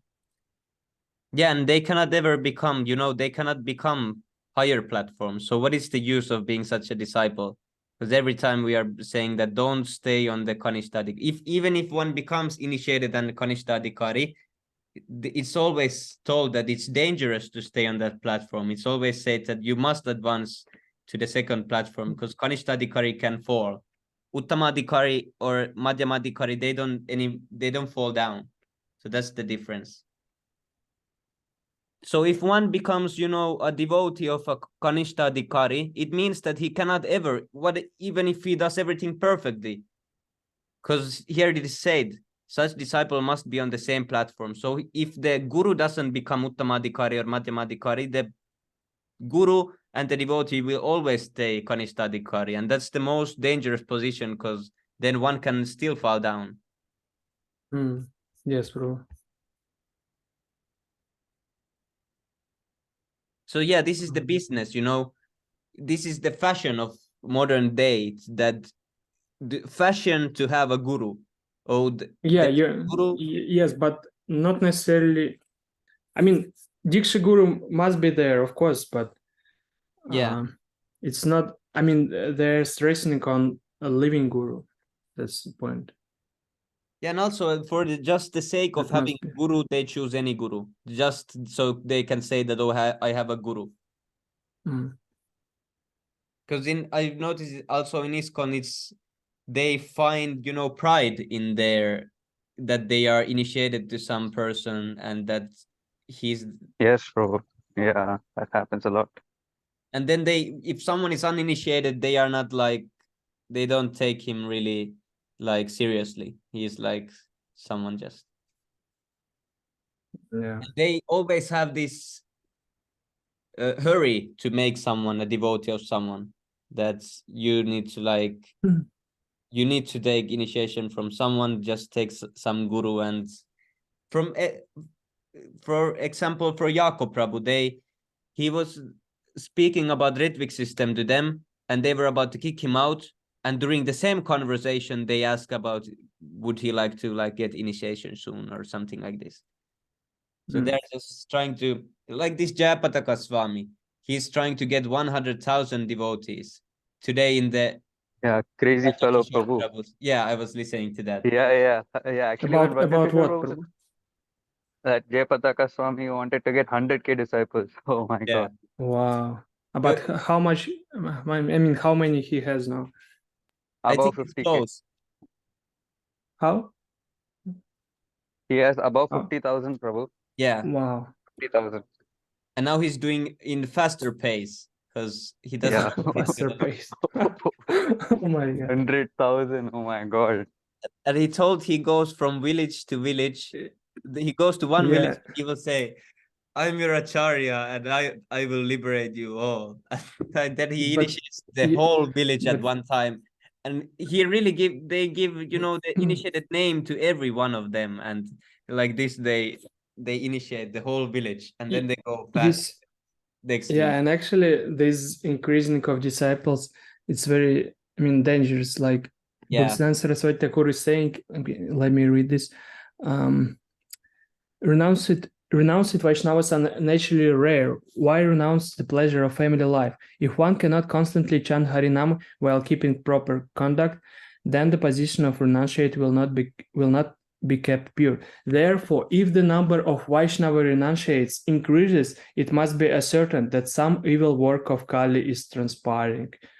The reason why the number of renunciates is increasing nowadays is because at the time of their accepting the renounced order, there is no deliberation on their qualification. When an unqualified person, if given the garb of a mendicant, what will be happened in the end? If there is no general attention given to this subject, then Vaishnava Dharma will not be protected. You see, some evil work of Kali is transpiring when disciples increasing. yeah, yes, Prabhu. So that's not a good actually point that, yeah. Yeah, and They will say, Prabhu was saying that that when one does serious offense like this, the sign of that is usually a chronic illness. He was saying that this chronic illness is because of that. That then the person gets like illness that is not, it's uncurable. You cannot cure it. So that's exactly what has happened in his case. And also he was saying that his even ability to speak, all these are taken away. And he was saying that persons who do this greatest offense, the biggest offense, so they don't die immediately. He was also explaining this one again, that they Actually, when was this, Prabhu? In which lecture? Can you share it to me? it was today's Oh, lecture. today's. I did not watch. Yes. let me quickly read out another. Srila Bhaktivedanta Saraswati Thakur, Sri Guru Tattva and the Secret of Diction by Srila Bhaktivedanta Saraswati. Rajan Babu is asking, isn't the Kanishta Adhikari qualified to give initiation in the mantra? Srila Bhaktivedanta Saraswati answers, where is the Kanishta Adhikari coming from? Who gave him the Adhikar? A Kanishta Adhikari can never become a guru. Rajan Babu asking, can a Madhyama Adhikari give Diksha? Srila Bhaktivedanta Saraswati Thakur replies, he can only perform the initial duties of diction. Yeah. It is the Uttama Adhikari, Mahabhagavata Vaishnava, who is actually the Diksha Guru. And Srila Prabhupada says the same from Madhya 24,330 purport. When one has attained the topmost position of Mahabhagavata, he is to be accepted as a guru and worshipped exactly like Hari, the personality of God. Only such a person is eligible to occupy the post of a guru. You see, Madhyama Adhikari, he can only perform the initial duties of Diksha. Yeah. So, There, Sadhana oh, Bhakti. I shall say Rajakishore something about the Prabhu. various practices of devotional service, which is expanded in so many ways. I wish to speak briefly of the essential practices. So there are actually 64 items. So Manu Prabhu is sharing their morning classes, right? Yes, Prabhu. It's Yeah, I missed a lot. Manitai Prabhu's classes. And those are really nice. I like this. I didn't yet listen. Yes, Prabhu. The first one was very nice about how, materially speaking, also, the division of races were actually favorable Yeah. and so on. Only Yes, Prabhu. Yeah, that was interesting. Because the Yeah. representatives of all races were there, and they were discussing this, and to see how, and they were themselves saying that only spiritual persons can discuss like this when they have a spiritual relationship. And then Nimanita Yes. was giving example that he was in a car when he was in China, they were laughing with the Matajis because he was driving and the Matajis were, it was seeming like, that Nimanita Prabhu is there some kind of car driver or just a driver or something like this. And they were laughing at this because people see that there is some, white Western man driving some Chinese grandmas. And he was saying like, what we have to do together, without this spirituality or Krishna consciousness, this whole situation is really weird. That some Chinese grandmas and some young Western man, and they are together. And he was saying that this is really weird, but spirituality, spiritual relationships, they don't look at these bodily designations. Yes, Prabhu. Prabhu, can you imagine, like, like every day, like people from Finland, from India, from Russia, everyone having a conversation. If it's like not based on spiritual subjects and based on some other subject, it'll be like really weird. Like 100% that won't, like, set out. But Yes, since Prabhu. we are talking about, related to Krishna and pure devotee, Srila Prabhupada in his books and so on, because of that, like, a civil conversation is possible. So that was that was like some amazing lecture. Like when I heard it, I was like, wow. Yes, Prabhu. And in this Yeah. one, they don't, because it's not going online, so they speak really straightforward on this about Yes. never speaking about the races and about these black races, for example, and how the races, they shouldn't be mixed in society. They shouldn't all. Yes. That's why they go. And he showed the clip of Muhammad Ali also saying the same thing. Yeah. Oh. Yeah. Doesn't work. And Yeah. Oh, so those classes are not for the recording, right? So Yeah. only within our group. Okay. Yeah. Yeah. Only within. Yeah. Actually, But Prabhu at the end said- Manu Prabhu shares this in Vaishnava Yes. Sangha also. Yeah. Yes, Okay. Prabhu. Yeah. Yes. Yes, Maintain Prabhu. Krishna. Like- Otherwise, there is no use of any austerity. Yes, Aradhya- Yeah, I Prabhu. need to You wait. can talk. I'm just searching one part. Actually, Dimitri Prabhu, if you go to music, you can, like, there'll be a few unnamed like files, and under them Oh. it'll be written My Shastrik Photos. Oh yeah, Vaishnava yeah, okay, Sangha. yeah, I see it. Yeah. Mhm. All of them are Manu Prabhu recorded sessions. All of them. Okay, Prabhu. And the very first one, like if you go down, and the very first one of those recordings from My Shastrik Photos will be from Nimai Nitai Prabhu, and the recent ones they'll be mixed from Rajakishore Prabhu, Nimai Nitai Prabhu. Mm. One Yeah, class I Manu Prabhu see the gave first also. one from September 12th. Yeah, I see Yes, it. Prabhu. Mm-hmm. Yes, Prabhu. Thank you, Yes, Prabhu. Prabhu. And Yes, these Prabhu. are nice because they come every day and every morning. Usually every morning I listen to these. Wow, Haribol. So we have 2 morning classes, at least me, because I accurate in that. go to Skype and listen to Srila Prabhupada's Srimad Bhagavatam class, and now another class. In that. Yeah. And That's these are nice. like interesting because these are like, they have like proper conversations. And usually it's Manu Prabhu, Rajakishore Prabhu, and Nimai Nitai Prabhu. They're like, Yeah, I was always wondering how this is going low on level, otherwise when every three other Vaishnavas are after the together.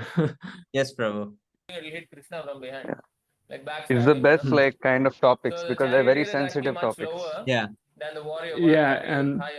I mean, it PhD is the or, best XYZ because to understand. we are nice camp, we quote everything. I mean, we're not speculating. It's not like a typical conversation within ISKCON, like, because I heard a lot of such conversation. Yeah.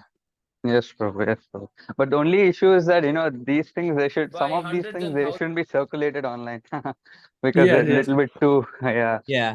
Even I Nimai Nitai understand. Prabhu said that usually he wouldn't discuss such topics like if it were outside devotees, like intimate devotee circles. But somehow Manu Prabhu sent it to us. Yeah. Yeah. That was really nice that he sent this. Actually, even Prahlad Prabhu, like Under even 40 Shama Govinda Prabhu and Prahlad Prabhu told me about this, that races, of course, when one is on the Vaishnava platform or at least on the devotee platform, then it can be exempted. But otherwise, like speaking otherwise, those races from like especially the African races or the European races, they're much more driven by passion and ignorance. Yeah. Compared to those Mm. from India, especially. Yes, Prabhu. So yeah, so this was like very much. I was like, wow, I never knew that. So His this was beauty always cannot there. be matched by hundreds of thousands of cupids put together. That's how beautiful he is. Oh, this lecture, I finished half. I think, Prabhu. Yesterday I finished half. I think I have to do half more. I think half I have to do. Yeah. Today I listened it. But he doesn't know how to create properly. He's a dunce. Yes. This is there in the Nectar of Devotion also. I'm trying to find where he talks about Jayapataka. Arbuda. Then there is, anyway, it is there somewhere in the, you know where this is, Prabhu? The counting, Sanskrit counting. Laksha, Koti, Arbuda.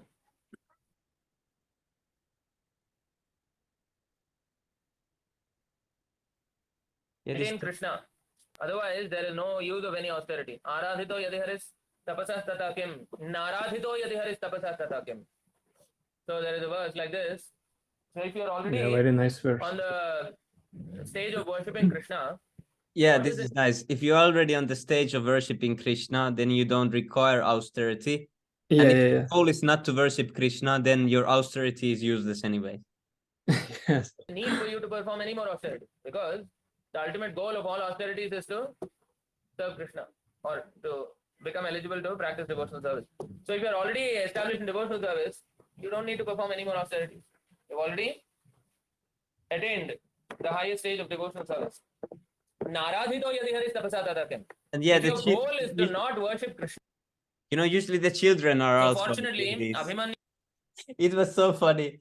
It was so funny when, Divarita Prabhu was discussing these woman gurus. Do you remember this part, Karti Prabhu?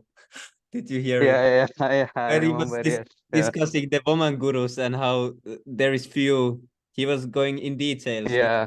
few specific persons in Yes, bro. ISKCON. Few crazy Yeah. people. Oh He my was God. saying there was I some actually Mataji searched that them up. sits on the table and he Yes. gives like, and then there was Yeah. then Kalindi was also Yes, at the yes. end of the lecture, Kalindi was trying to go to the temple and Divarita Prabhu shouted at him and he was like, are you trying to like imitate them or are you trying to, it was like joke, but it was so funny. had a Yeah.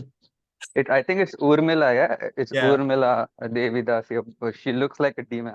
I mean, it's not my words, even Nimanita I Prabhu saw- said, I is saw it a one- pious face? I may be mistaken, but I believe I saw some picture like a lot of Prabhus sitting at the desk, and on the table there's a Mataji. Yeah, like, this was that Dimanita Prabhu was Oh, okay, explaining okay. that how can it be like this? And they listen to her. Yeah. Yeah, he Yes, went Prabhu. really detailed. He smashed the whole concept of this. Wow. son. Yeah. He was still in the womb of Uttara. Yeah, such Actually, it makes a conversations. lot of towards sense, the end of the actually, war. Prabhu. Why So, women shouldn't be in the post of any power. Yeah. By Like, the it's time the war crazy, ended, it's, Parikshit in the Maharaj was university, still I a see child. how crazy Very these young. things they So do Yudhishthir if they're in Maharaj power. was actually Yes, not Prabhu. interested in They just ruling And sabotage everyone. how can devotees listen to her? I mean, Yeah, that carefully was without Dimanita Prabhu's understating point their also. mind. I mean, you're looking to a woman. I mean, your mind will be agitated 100%. Yes, Prabhu. Yes, Prabhu. That too, if a woman is standing on top of a table and looks like that. Wow. Yeah. Yeah. I don't want to imagine. That's crazy. He was She's angry asked with ISKCON because she by wants Krishna to Dev, become a Krishna Diksha also, Guru, it who seems. was ordered to take charge of the kingdom. Yeah, So Dimanita that's the Prabhu thing. said that almost all these, they are like feminist and they're like pro-feminist. That's why we can see in Yeah. 13th chapter. I think 13th. Actually, Dhritarashtra Prabhu, gets I have a question. Vidura Today I was became watching. and he chastised Dhritarashtra. Today I was watching So what is one this? You're living just like a dog video of in one the Hare house of Krishna those devotee whom you preaching to a have Christian, been outside of Krishna and consciousness. So our real duty in so life is to revive this our Christian lost fella, connection with he quoted this verse from the Krishna. Bible. He Actually, two said meanings. that Jesus said that there is no other way to the Father except So through me. Aksha, Yes, Prabhu. So I was thinking that if no other way through the Father through me, that means definitely these guys must have edited again, because Lord Jesus Christ is a pure devotee, and therefore he knows there are many other pure devotees. 75% of Yes, Prabhu, all but the souls who said in Vaikuntha that's Loka. the meaning in that is when he says through me, it means through Guru. There is no other way through God other than through, and that is right. Yes. Because I Yes, also very good argued with answer. one Christian about this. We were outside and I was saying that yes, we agree with this also. There is no other way to Jesus than a bona fide spiritual, no other way to God than a bona fide spiritual master, and Jesus is like that. Okay. The argument is also, because then they say that, oh, but Jesus is the only son of. Yes, that is bogus. That's bogus. Yeah, they're limiting God. Yes, Prabhu. because Yeah, they don't know anything about the soul. Yes, Prabhu. looks like only Jesus Christ has a soul, and we are some Yes, kind of Prabhu. And I byproducts of said God. to him like this, that yes, I said that no, that every one of us, every living entity is son of God, but I said that Jesus is a special son. Just like a father may have many children, but the one who listens everything that he says and is always not even, even better than listening what the father says is to, anticipate before he even has to say. You are thinking that what should I to do, that my father doesn't even have to advise me and he will be proud. That is a real, real son of Yeah. father. Yeah, because Yes, he is a Prabhu, good yes, he is a good son, so we are bad sons. Yeah. Yes, Prabhu. Yes. Yeah, this and he didn't and if disagree we with this. yeah. I had this one conversation. I was in Helsinki and there was my one Christian friend. Randomly he like walked past me and then we started this long conversation and debate about this. But there were so many things that I wanted to say, but he ran away. He said I had to go at the end, and I would have kept debunking him every point. Because yes, he was Prabhu. trying to say we are different, but I kept saying, no, we accept also Jesus. We are not different. I was saying that you're making the difference. There is no difference. Yeah. But you don't know what we even are. You never heard about Vaishnavism, but still you are trying to say that we are like this, we are like that. I was saying that I've studied your Christianism and that's why I can speak on it and I can give you quotes from what Jesus said, but you don't know anything about Vaishnavism, so how can you say that this is this or this is that? That's your interpretation right now. Actually, Prabhu, Yes. I mean, I will tell you one thing, Prabhu. The case of India right now, you go ask anyone, right? You go ask anyone, so-called from a Brahmana family. You go ask anyone, quote one verse from the Bhagavad Gita. They cannot. They cannot quote not even one verse. Yes, Prabhu. That's the state of Indians right now, and that is why the Christians, they come in and then they try to convert, the Indians. But again, to what point, if you're, if you're converting them, at least make them follow Jesus Christ properly. And now the Indians hate them, and they're trying to do this Hindutva thing. So both sides are wrong because both sides have no philosophy. Hindutva means that they're just trying to. Satyajit Prabhu said that because they do not know the philosophy, they're trying to use violence as a weapon. Yeah. Yes. I do not know the exact words. Actually, Prabhu, very, very, very beautiful segment. You remember watching that, Prabhu, Sami Prabhu? Yes, When Prabhu. Prabhu was quoting how he was exposing Hindutva properly. And Prabhu It was recently. Yeah, It also. was Oh. yeah, I think 1 month ago. Amazing. 1 month. Amazing. That means that means I was. Yes, present. Prabhu. That was amazing, Prabhu. Do you remember that one, Prabhu? I cannot recollect it. Can you Yeah, I can find similar statement by Nimai Prabhu about Hindutva, but by Advait Prabhu I don't remember how to find. Yes, Prabhu. Because that hoax video concerning moon landing, Nimai Prabhu debunked all this Hindutva a few times. Yes. I watched this class 2 times, so yeah. Yes, bro. Even I watched 2 times. That was amazing class, bro. You remember the end part where Prabhu says, "Yes, okay, fine, I'm a mlecha, but I'm here as a bona fide descendant of." Oh, that was wow. I was shocked. That was so that part I like so much. That I mean only this part with the questions I watched about 5 times. Not gonna lie. Because I like how he deals with questions, because I knew that the questions will be weird and very, how to say, envious persons, because this topic is very hot. Yes. Also, the Christians' one point was that he was saying that we don't need to chant, that okay, that that if you are not allowed you do to like this, chant the holy name. He said that we don't need to do a process like this to progress about this chanting. But then I was saying that, of course, I was saying that chanting doesn't only mean with beads, doing japa. I was saying that chanting means also preaching. So I was saying that Jesus wants you to go to everyone and preach about Jesus. That is chanting also. I was telling like this. So you should do this and go preach about Jesus. And then I showed so hallowed thy name, this prayer. Yeah. And he was saying that no, but it doesn't mean It doesn't mean chanting or Okay, it but doesn't- my question would be, what should I do to progress on this spiritual path? Can you give me the clear-cut instructions? What should I do step by step? If Yes, you're Prabhu- saying that Then you he should not says that chant. you need to accept Jesus Christ in your heart, and like this he says. Okay, but what should I do next? I accepted him. What should I do practically? And before going to these practical steps, let's first let's define the ultimate aim first, where we're going to actually, because they are not. I mean, because they don't know, they have no idea where they're going to. Yeah. At least we know. I explained to him this Actually- way only that why we need to chant and talk about Jesus. I explained only in this way that if you love someone, if you really love someone a lot, and you are always you really love some person a lot, and you want to spend time with him, and you like that person, of course you will explain to others, oh, this person is so nice, oh, he does like this. That is the meaning that you like him, that you're thinking about him and you talk about him to others. That shows you that you like him a lot. So I was saying that if you love Jesus Christ and like him a lot, so why you wouldn't talk about him to others? Because he was going to a point that you don't have to talk about Jesus or preach. But I was saying, what kind of love is this?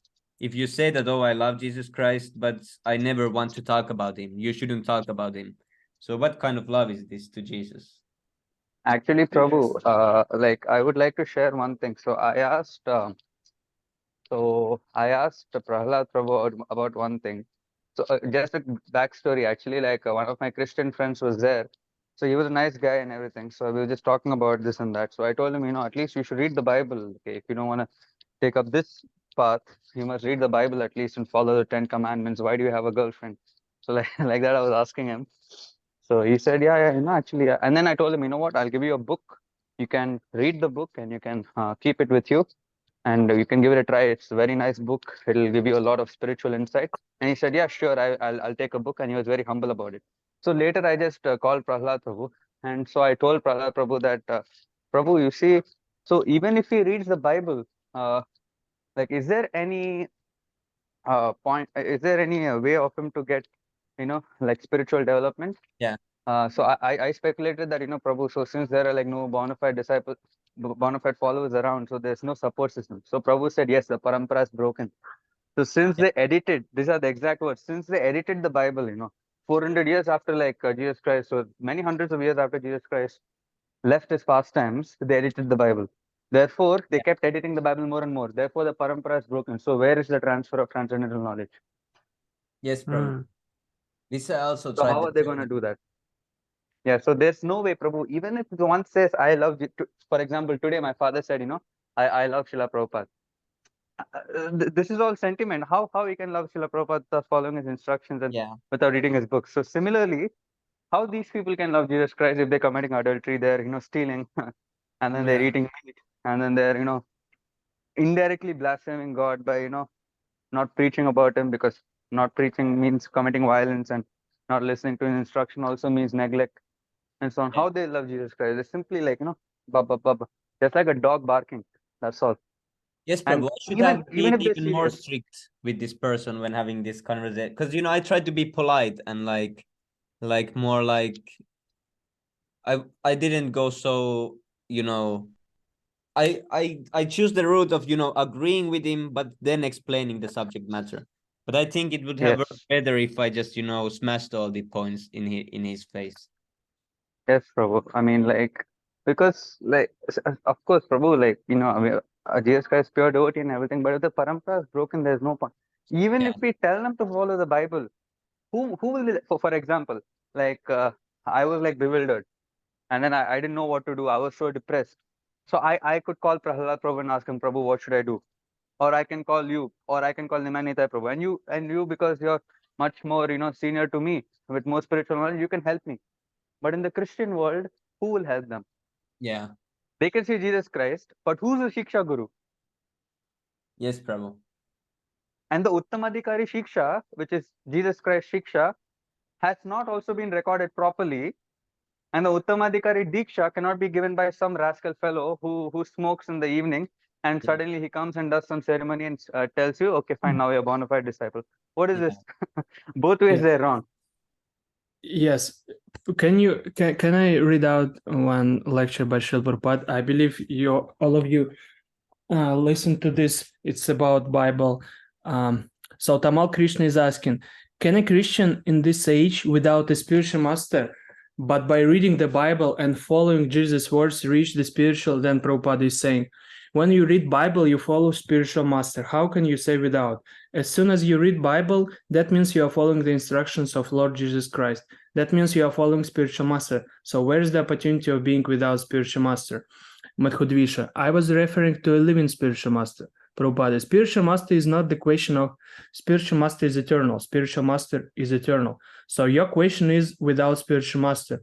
Without spiritual master, you cannot be at any stage of your life. You may accept the spiritual master or that spiritual master. That is a different thing, but you have to accept. As you say that by reading Bible, when you read Bible, that means you are following the spiritual master represented by some priest or some clergyman in the line of Lord Jesus Christ. So any case, you have to follow a spiritual master. There cannot be the question without spiritual master. Is that clear? So you see, I mean, after Karts Prabhu said that actually Parampara is broken, I was a bit confused because I've just read this. So Srila Prabhupada is saying that as soon as you reach Bible, you're following Jesus Christ. And yes, but actually, that reading Bible means, in this case, means, when you read, you also accept. But the way that person also, who I was talking, the way he reads the Bible is in a way that, when you see in the Bible that there is some commandments that do this and do that, or don't do this, he's thinking that those are, they are just there, that we would have to follow them if Jesus didn't come and take our sins. But because Jesus came and took our sins, then he says that no one can follow them. He says it's impossible to follow all the injunctions, and that's why Jesus came and took our sins, because no one can follow. But I was saying like this, how can you say no one can follow? But if it's impossible, why did he give them? Why did he give those commandments if it's impossible to follow them? No. Yeah, Prabhu, it also came to my mind, but then I didn't answer. Just that's what you say, that do they think that Jesus is so, stupid that he will... Why would Jesus give some, order if he thinks that it's impossible to be followed? Is he so deranged that he... Yes. Yes. But then I forgot to say this. I don't remember what I answered. Actually, Prabhu, Prabhu, so that was very nice, like that verse that you read. So yeah, of course, like as Prabhupada said, of course, as Prabhupada said that, if you read the Bible, you will be in association with the bona fide spiritual master. But the thing is, they read the Bible and they speculate like this. This is one speculation I cannot follow. And second thing is, they don't follow also. Even if they read sincerely, they do not follow. Yeah. So either way, they do not, like they can read, of course. Of course, Prabhupada, he said that if they read, they'll be in connection with Jesus Christ.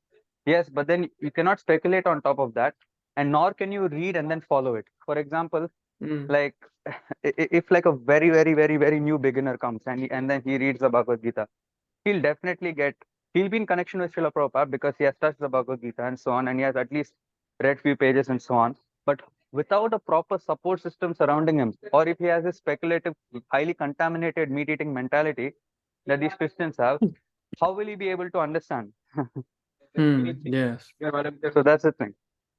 But if they're really sincere, if they read the Bible and they're really sincere, like Manu Prabhu, then they'll come to us. So that way they're in contact with Jesus Christ. Yes, Prabhu. So maybe this might be a speculation. I'm speculating a little too much, maybe, but I'm just trying to say, like, whatever Prahlad Prabhu told me. Sincerity is the key. Like, there are Christians who really follow Jesus Christ. Strictly. They're very rare.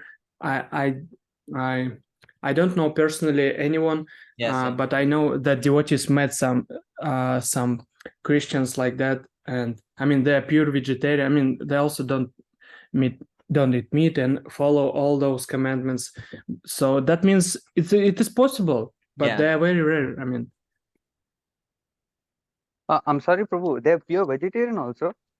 Yes, Prabhu, there is I some. mean, yeah, they don't eat meat. Concerning, I mean, Wow. another products, I don't know, because I don't talk to them. I didn't talk to them personally because I never met them. Wow. But the watchers met such people, and I mean, they had nice conversations. I mean, with them. I mean, without converting them into Vaishnavism or vice versa. I mean, they're completely in line. I mean, because after all, it's about God. All the Yes. religions, how to love God. Yes. Yes, Prabhu.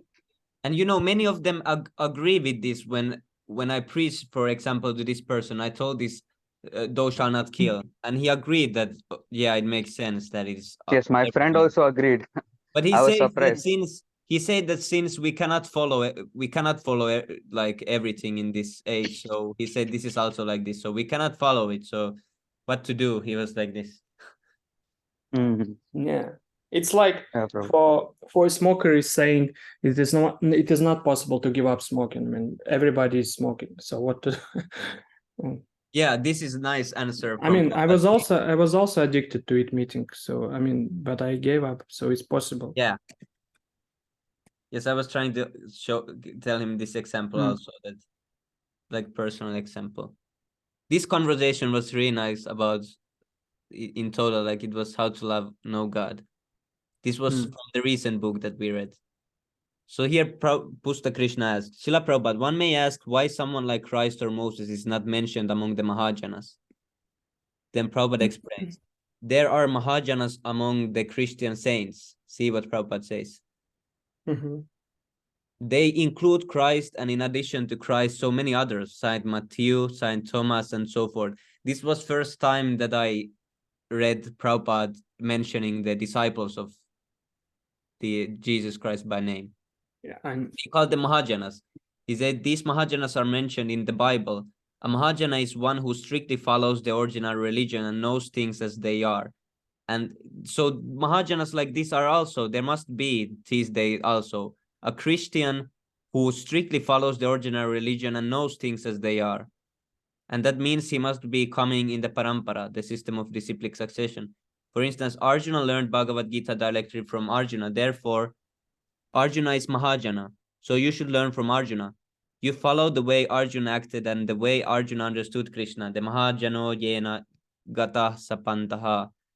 You are following the Mahajana, you are on the real path, just as we are. In these verses from Srimad Bhagavatam is a list of Mahajanas, including Swayambhu or Lord Brahma. So the Sampradaya of ours is called the Brahma Sampradaya, or Sampradaya also includes Narada, another Mahajana. Sambhu or Lord Shiva is still another Mahajana. He has his own Sampradaya, the Rudra Sampradaya, and similarly, Lakshmi, the goddess of fortune, has the Sri Sampradaya. So we must belong to one of these sampradayas. If you do not belong to a bona fide sampradaya originating from Mahajana, then your religious process is useless. You cannot concoct some religious system. So whether you follow the Christian Mahajanas or the Vedic Mahajanas, it doesn't matter. But you have to follow the Mahajanas. If a Christian says, I don't believe in the Saint Thomas, what kind of Christian is he? It doesn't matter which Mahajana we are discussing. The real Mahajana is he who is strictly following the principles enunciated by God. Then he is following a real religious system. Otherwise, there is no question of religion. The so-called follower is simply a manodharmi, a mental speculator. Mental speculation is not religion. Religion is the order of God, and one who follows the order, he is religious. That's all. Yeah, this was interesting that he was. Yeah, very nice. I never read this. Yeah, I also read this just first time, and I was like amazed that he even called this Saint. He said that if Christian doesn't follow Saint Thomas, he's not like proper. Because before I was thinking that only Jesus, that all his followers are bogus, but then we can see Prabhupada said that, so, like the direct disciples, they seem to be Mahajanas, but somewhere between us and those persons it cuts. The whole thing has cut. I believe this Saint Matthew, he even read some. I mean, he even written some book, right? Yeah. Yeah, because they always refer to some Matthew something. Yes. Oh, so even the So wait, these Saint Matthew, Saint Thomas, they're of the 10 apostles, Yeah, I think. but didn't We all can- of the apostles like die or something? I mean, Yeah. the Mahajanas pass away. Yes, Prabhu. Yes, that was very Oh, long that means ago. So like this Bible is also these persons, the followers of Jesus, giving their, you know, memories and what they saw Jesus doing. Bible is like this. It's like different books written by different persons who give Mhm. their own experience. It's like, you know, the Lilamrita is about Prabhupada. yeah, exactly. It's, Ilamrita cannot be Uh, bona fide. yeah, it's like this also. So it's But- not like Shastra. It's not like, you know, or Yes. Vedic Shastra that is translated and it's passed like this. It is more like, you Yes. know, yeah, I don't know. But Prabhu, Mm. but even though it's not bona fide literature, since Prabhupada said that if you read the Bible, then you're in association with Lord Jesus Christ, Yeah. since the pure devotee at least endorsed, therefore it can be considered a Shastra. Yes, Prabhu. And because Mm. it's written by Mahajanas, so that's also Yes. Yeah, that's a fact. Yeah. Even though, like, you know, the lives of the apostles can be highly questionable because they betrayed Lord Jesus Christ. Again, since Prabhupada endorsed them as Mahajanas, we should accept them. That's all. No questions asked. yeah. So that's all. Yes. Yes. Here he exactly. says, So at least, so even without, like, you know, like these Christians, like reading the Bhagavad Gita and so on, still they got the mercy of Prabhupada. Because even though Bible is definitely 100% is not authorized, because Jesus Christ never told them to write the Bible, yeah, and never so many hundreds of years afterwards, the 4th, 5th, 6th class disciple might have also added something to the Bible. yeah, Therefore, there is no class. A mlecha cannot make mlecha cannot write Shastra. So therefore, these people have written, but still Prabhupada said at least, you know, if they read, still they're not supposed to. So still Yes, they got but- Prabhupada's mercy. But how those 10 commandments appeared? I mean, Lord Jesus Christ just spoke it, and then after No, his no, no. disappearance, his It was- disciples. It was Moses, right? It was, yeah, it was given Moses. to Moses on the mountain Sinai. It was given Yes. before And Jesus. Moses is Okay, in okay. Moses is in Sakyaras. He's in the mode of spend. No, he's in Dasyaras. Yeah. Dasyaras, Mos- yes. Yes, Moses Dasyaras. Prophet Muhammad is Sakyaras. Jesus Christ is Vatsalyaras. I Prabhupada is, believe Madhuryaras. Bhaktivinoda Thakur Yes. revealed this fact. Yeah, you Yeah. see, Yes, even I sure. mean, even Christians don't know these details. Yeah, actually. Yes. I mean, Yeah. what to? Yeah, it's a really advanced subject for them. Yeah, he Yes, was. Prabhu. Yeah. I also told that person that, you know, that I was like, do you know where Jesus is right now? And I was like this. And I told that he has his own planet and he's in heaven. And the followers of, if you become a perfect follower of him, you also go to him. And then I told that he will tell you the rest that he didn't yet teach you. And then I showed the quote where Jesus said that I didn't yet, you know, tell everything. And then he said, Muslims say, you know, that that there is God, but, you know, we cannot see him in this human form, he was saying. But I was saying, okay, I can say you cannot see him, but if you are proper, if you become proper, you will go to Jesus, and there he will explain the rest of you. And I also explained him that you might know about, you know, heaven, that heaven might be your highest thing. But I explained that there is this whole world beyond the heaven. So it's not, you know, the highest point, even though right now you might think it is, that there is the spiritual world. Yeah, because Like, they don't he was know this speechless. conception Yeah, of the he was spiritual totally world. speechless. They think that the heaven is the ultimate end, but yeah. Then I asked him, do you know where your Abraham got his name? And then I say that in our, you know, scriptures, there is the first created living entity who creates this world. I explained that it is not God himself who has to do and build everything himself, that he gives empowerment to some entity that does the creation for him. And I was explaining that this first living created entity, his name is a Brahma. He is a Brahma. He is Brahma, and if you add 8, if you talk about one Brahma, he is a Brahma. So if you remove, if you add just a after that, then what it becomes? And he started to think that Brahma, Abraham. He was like this. I was like, yeah. And you see, and I explained that all scriptures they are proved that they are oldest. They are older than Bible, and so in all texts there is entity like this who is getting the instructions from God, and in your text you have the same, you have almost the same name. It's like anagram of our person, and Or is older. So where did you get that name? And he was like totally like, because he had never heard about this. And I even heard this idea, but I don't remember from whom. So because Christians, they always said, I mean, they always refer God as the Father and creator, that He created this world. So some devotees said that actually they refer to Brahma. So yeah, not, but I'm not sure if it is yeah, and also real fact or not. because the Christian it's impersonal religion. It is, they are on the platform of Brahman realization. Mm. So they're on the platform of Brahman realization because they have only realized that the God is impersonal. It's some energy that is personified through Jesus. So they think that ultimately it's just some energy that is called the Father energy. And yeah, that is. But even by following their religion, we can prove that it is not impersonal because Yeah. he has his name, Chan holy name, and another points. Yeah.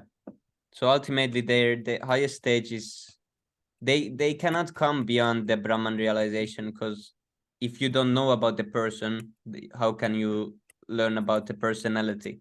First, they have to know that there is a Father with a name and form. Then they can only come out of this Brahman realization. Is there something else here? Actually, Prabhu, there is no way, they can try to follow Jesus Christ or Muhammad or whatever, but I have never seen one. No, of course, I'm not saying that there'll be no one. Just saying that I'm not seen one like fully like proper Christian or one fully proper Muslim. But Yeah. I've seen many like great Vaishnavas. Yeah, I also never seen. Yeah, also when But I he's know that devotees met such persons. yeah. And But when the even they will person be on the. Yes, Prabhu. But even they will, when our devotees met them, the Christian fellows, but even they will not be on the Madhyama platform. Yes, Because, yes. But at that least is not. they're more advanced than those people who claim to be Christians but they don't do anything. Yes, yeah, definitely. There's one Bro- sect called the Mormon sect, Mormon. I think they What? try to be a little more. The Mormon, Mormon. Yeah, they are in my neighbor. Oh, really? Yes, Are Prabhu. they Yes, like I following? preached to them also. I preached to two of them. I think Oh, am I Mormons? Okay. Yeah. Yes, I Prabhu. believe Srila Prabhupada spoke of them. Yes, Prabhu. Really? He spoke with two Mormons. Yeah, I've said this conversation. Yeah. Oh, were they following Mormons? Yeah, and Book he of explained Mormon. he explained to them how this worship Oh, of deity is not idol worship. yeah, And I found this room conversation with Mormons. yeah, they talk about the Moroni, the deity of of them. The Mormon thing is that they think that after Jesus, like 200 years ago, in like year 1800 and like this, there was this Joseph Smith called person in USA, and they say that he saw this dream and got this revelation in his dream, and Jesus came to talk to him and give instructions, and then he created this Mormon Yeah, thing. how to verify this fact. Yeah. But in this, I have heard this, that in their Mormons, their preaching book, their preaching guidebook, or the instruction that they give to every Mormon is that, don't debate with Hare Krishnas. There is this. I've heard this Wow. many times. So they because Yeah, they sounds lose like a debates. sect. They cannot debate, so the leaders say that just when you see this Hare Krishna, try to just go away. Yeah, That means if they are I not, cannot win. I mean, that means they don't have strong faith in their Yeah. own philosophy. Otherwise, why would you avoid us? Yeah. Yes. When I was preaching to them, I sat down with them and then I started to speak from beginning what came to my mind about this philosophy and Jesus and like this. And they listened and they didn't ask any questions. Like 1 hour, they just sat there and listened. And then they asked that, do I want to take their book? And I was like, no, I don't. I just read. I don't read from many sources. I was saying like this. And I have my sources. And I said that I have also books that I would like to give, but I don't have them with me. And I wanted to give numbers so that later. But they didn't ask any questions or anything. They just said, we are really busy and we need to now move forward. So they didn't even participate properly in the conversation. They just listened. But they were like amazed because how they were listening like in amazement. Yes, so yeah. Yeah, here is one that what is the minimum knowledge one must have to about God? Minimum Okay. knowledge one must have about like the principal thing. Then Prabhupada said, God is great. That's all. God is great. So all these religions, if you say God is great, they should accept. Or if with that Christian person, I didn't like that when I say that you have to glorify Jesus, and I was like this going to uplift him, and he was trying to go against that. No, we don't have to talk about Jesus and like this. I was like, what kind of Christian is this? In my mind, I was thinking some non-Christian is coming to you and telling that talk about Jesus, and you say that no, it's not necessary. And I'm like, what is this? Yeah, what's the point of your love to Jesus? Yeah. Yes, Prabhu. I mean, that's so love cannot develop like that easily. That easily, like how if you do not follow Jesus Christ. I mean, I think even Jesus said that, right? Like if one does not follow his instructions, that Yeah. there will be a day when they call him, but he will not respond Yes, back or actually, something. yeah. I had forgotten that also. And another point crossed my mind that you say that I should love Jesus, but how can I love him if you don't glorify him? Because I don't know Yeah. anything about him. How can I develop? Suppose I want to develop my life for Jesus Christ, but I don't know anything about him. And when I ask you to tell him more about him, at least maybe since you supposed to be, you looks like you love Jesus Christ, so you should glorify him. So Yeah. that this way I will also develop love for him. But you said no, we should not glorify him. So what is it? Yeah. Yes, bro. Yes, bro. And at the end, when Actually, he realized this, that he's not, glorifying enough or doing or talking, he realized a little bit. Then he started his, the usual script that, I would like you to, when you wake up tomorrow, that he was trying to, get me to read Bible and think. Then I said that, oh yeah, and he was saying that yeah, like this usual script that you should accept Jesus as also like, but in a different way. Yeah, he wasn't saying like this, but this usual script he was trying to do that when Christians start their preaching, he was trying to start this after and then I That realized, means he doesn't know what he's yeah, talking about. And I highly doubt that he himself do these things. Wake up in the morning and read Bible. yes, Prabhu. yes, bro. But the saddest thing is that, people born in India who are supposed to be so-called spiritually advanced, they are converting to third class, fourth class philosophy. Yeah. They Yes. convert from Sanatan Dharma to what Christianity, Islam, and so on. I mean, of course, pure devotee of following whatever, but like how I don't understand the logic actually. Like, the problem is society has failed them miserably because the Indian education system teaches nothing about God consciousness. And the worst of all, so-called the Muslims and Christians, when they do something against Sanatan Dharma, they get glorified. And when we even do one small thing against them, we get put down.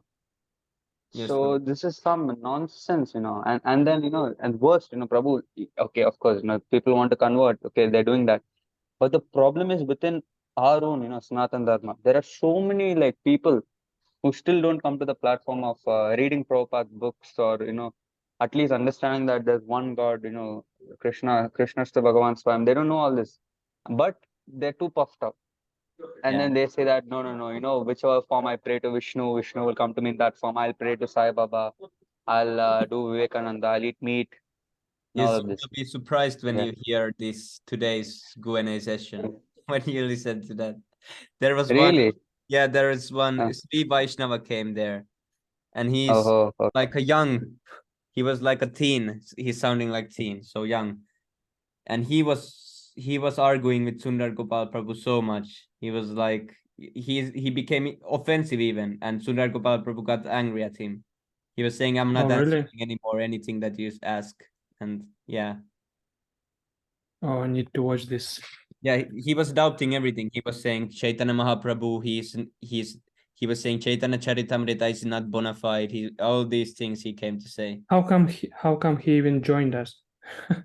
If Yeah. he's so Yes, arguing. Prabhu. Yeah, also Sundar Gopal Prabhu said that, that why you're coming here then? Okay, probably he is now Vaishnava Sangha. oh, Maybe. is it that Jigyasu Prabhu? His username is JIGNASU, that one? I'm not sure because I didn't read the name. Because long Yeah, ago maybe. there was one argument also in the Vaishnava Sangha. You remember, Prabhu? There was one Sri Vaishnava guy. He was saying that. Jigyasu. Yeah, these Sri Yeah, Vaishnavas are puffed up. Too much puffed up. but We cannot call them Sri Vaishnavas actually. Hmm. Sri Vaishnava standard is actually extremely high. Yeah, Extremely. first he started that how we can say that, Krishna is supreme, that he was saying that he's incarnation of Vishnu. He was saying like this.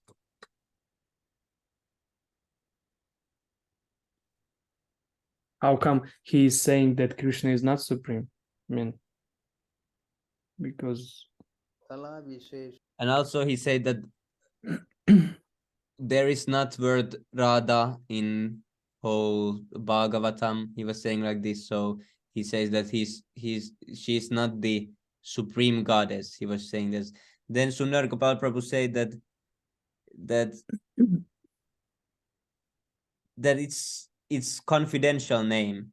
And he was saying that Sukadeva Goswami didn't mention this name while talking, because if he said the name, he would go full in ecstasy, and he couldn't. Actually, I took a note on that. I found concerning this point about Radha from Srimad Bhagavatam. Let me find this. Vishal Prabhupada. Oh, you see. So this is 10th canto, chapter 3. Srila Prabhupada is saying, sometimes people cannot understand why Radhika's name is not mentioned in Srimad Bhagavatam. Actually, however, Radhika can be understood from the word Aradhana, which indicates that she enjoys the highest loving affairs with Krishna. You see? Yes, Prabhu. But then also Nimanita Prabhu gave one verse from some Purana where it was mentioned straight. Yeah. And I also heard from one devotee, that was Mataji. She has her own YouTube channel and she's making some videos. So she's saying that actually the whole Srimad Bhagavatam is the glorification of Radharani, something like that. But I cannot verify this.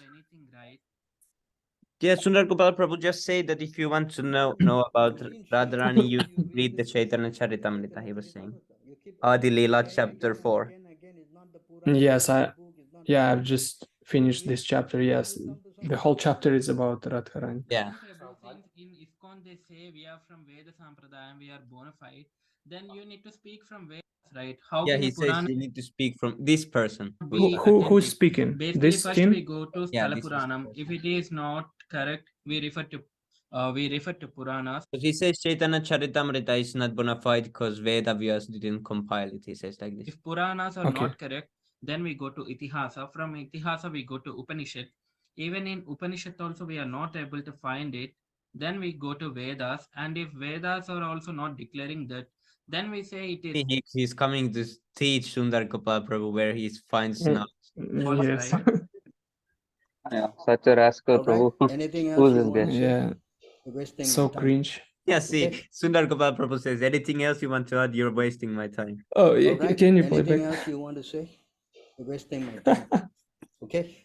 So, Ramakrishna Prabhu, there's one simple question. What makes you think Veda Vyas is the authority? Based on what are you considering Veda Vyas is authority? Yes, Prabhu. Yeah, unfortunately, we cannot the whole filter idea is people to who develop Yeah. join love this for session, God. so That is the main. Sundar Gopal Prabhu has to deal Angadi. with them. Then so. how can you say it is about the Chaitanya Mahaprabhu? How can you say, he says, like these are Mm. Sundar Gopal Prabhu's ideas? Yeah. This is given by the Acharya. Jiva Goswami is explaining this point. This Yes, all- but it is from Mahabharatam, where Bhishmacharya, before his death, he was saying about the Vishnu He uses the Sahasranamam, word dead, Prabhu. the He's 1000 offender. names of Sri Mahavishnu. What he said? In that it is mentioned. Then how Prabhu, his whole thing is one big offense. And after this, can you Yes, say it is yes. about the Chaitanya Offending a pure Mahaprabhu? devotee. What is he doing? yeah. We have It to is find this because guy, Chaitanya Prabhu. Who's this guy? Mahaprabhu has got sandalwood paste on his body. Not that only Unfortunately, Vishnu has sandalwood. his name is Chaitanya not shown. Mahaprabhu also has, and he's in golden in complexion. Chaitanya Mahaprabhu is gold. So you say Chaitanya Mahaprabhu is greater than Lord Vishnu? Chaitanya Mahaprabhu is the What a stupid question. supreme personality Oh, of Godhead, Krishna. and from him Uh, Vishnu Prabhu, comes. And Vishnu, Yeah, we need to find this guy. Prabhu, what you are speaking, Prabhu, do you know how this can verse? you say that? See, Oh, listen oh, this. what did he say? Concern What he No says way. now. from him What What did he he said. just say? comes. Oh my And God. Vishnu, What, Prabhu, what you are Rascal. speaking, how can you say that Chaitanya Mahaprabhu? Say the Sundar Gopal Prabhu, what you're speaking, how can you say that? comes. And Vishnu, What, Yeah, Prabhu, because what you are this speaking, how rascal, can you he's say arguing like Sundar Gopal Prabhu, his classmate, something like that that. Chaitanya Mahaprabhu is Supreme Personality of Godhead and Vishnu is coming from him?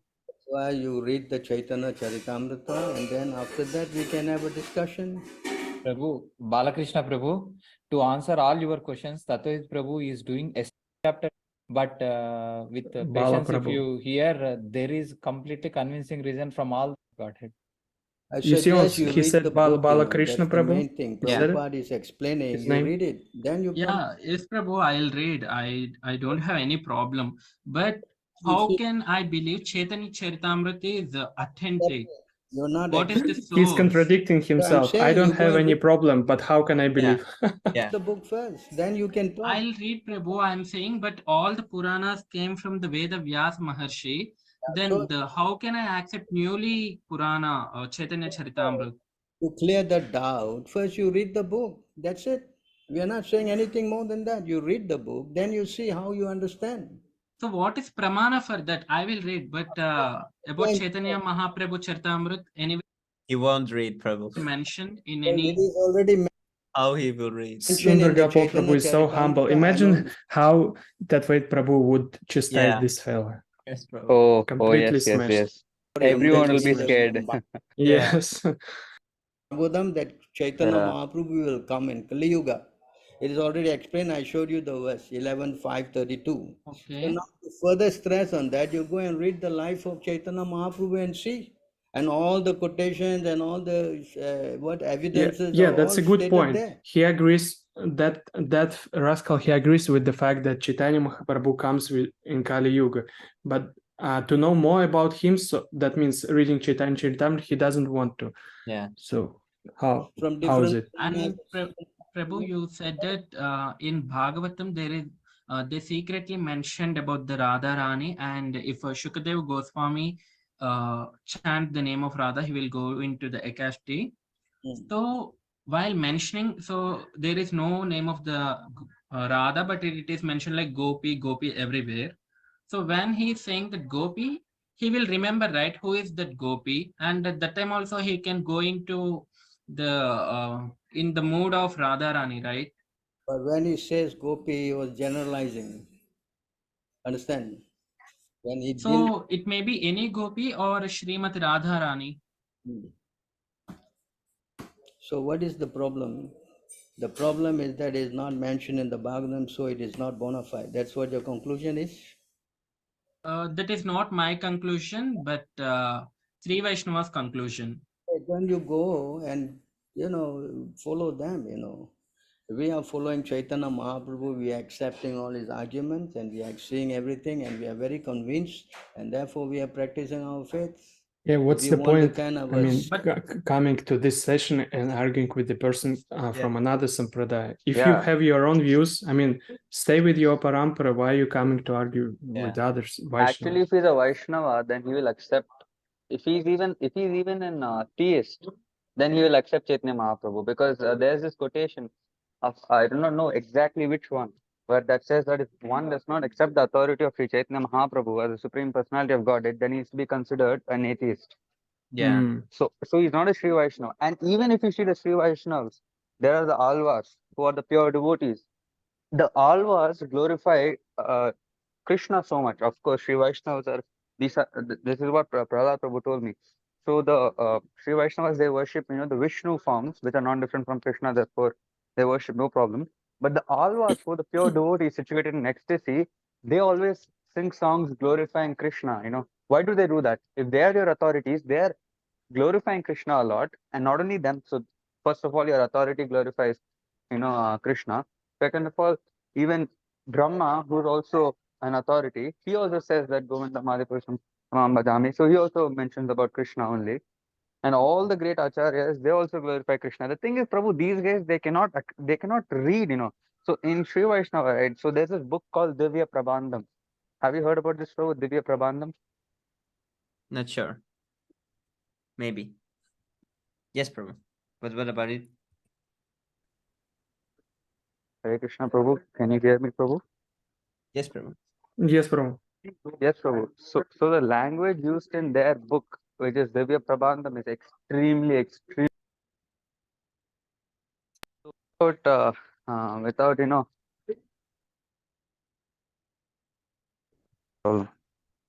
actually, Prabhu, Prabhu, your mic is cutting. Actually, my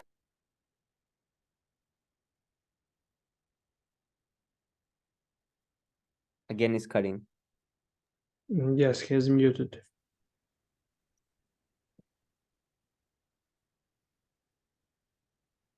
Can you play? Prabhu, Chaitanya Charitamrita is not a part of any Purana or Veda or anything, right? Telling you to convince you. I say you read the CC, the Chaitanya Charitamrita. You keep on saying again and again, it's not the Purana, it's not a book, it's not supported. So you read first and then you come to some conclusion. Nothing, Prabhu. Since in ISKCON they say we are from Veda Sampradaya and we are bona fide. Actually, Prabhu, then I'm you going need to to take speak leave, from Prabhu. Vedas, Hare right? Krishna, from Jeshla Prabhupada. I have to wake up tomorrow. It already got really late. Okay, I'm really Prabhu, sorry thank you for interrupting. your kind association. Yes, Sorry, Prabhu. all Thank you so glories much to for Srila your Prabhupada. association, Prabhu. Panchakalpadrubhesha kripa sindhu Kripa bhayavasa Sindhu Vyacha patitanam Patitanam pavanebhyo Pavanebhyo Vaishnavebhyo namo namaha. Thank you so much, Prabhu. It was very nice meeting you, Dimitri Prabhu, after some time. Thank you so much, Prabhu, for your association. Hare Krishna. Hare Krishna. Hare Krishna. Now we need to read Sixasta compares also. Okay. Cheto darpanamarjanam bhavamahadavagni nirvapanam shreyah kairavachandrika vitaranam vidyavadu jivanam anandam buddhivardhanam pratipadam purnamritasvadanam sarvatma snapanam param vijayate Sri Krishna Sankirtanam. Namnamakari bahudhani sarva shaktis tatrarpitani yamitah smaranena kalaha etadrishi tava kripa bhagavan mamapi durdaiva nuragaha. Trinadapi sunichena tarorapi sahishnuna manina manadena kirtaniya sadahari. Nathanam najanam nasundarim kavitamba jagati shakamaye mama janmani janmanishware bhavatad bhaktira haituki tvayi.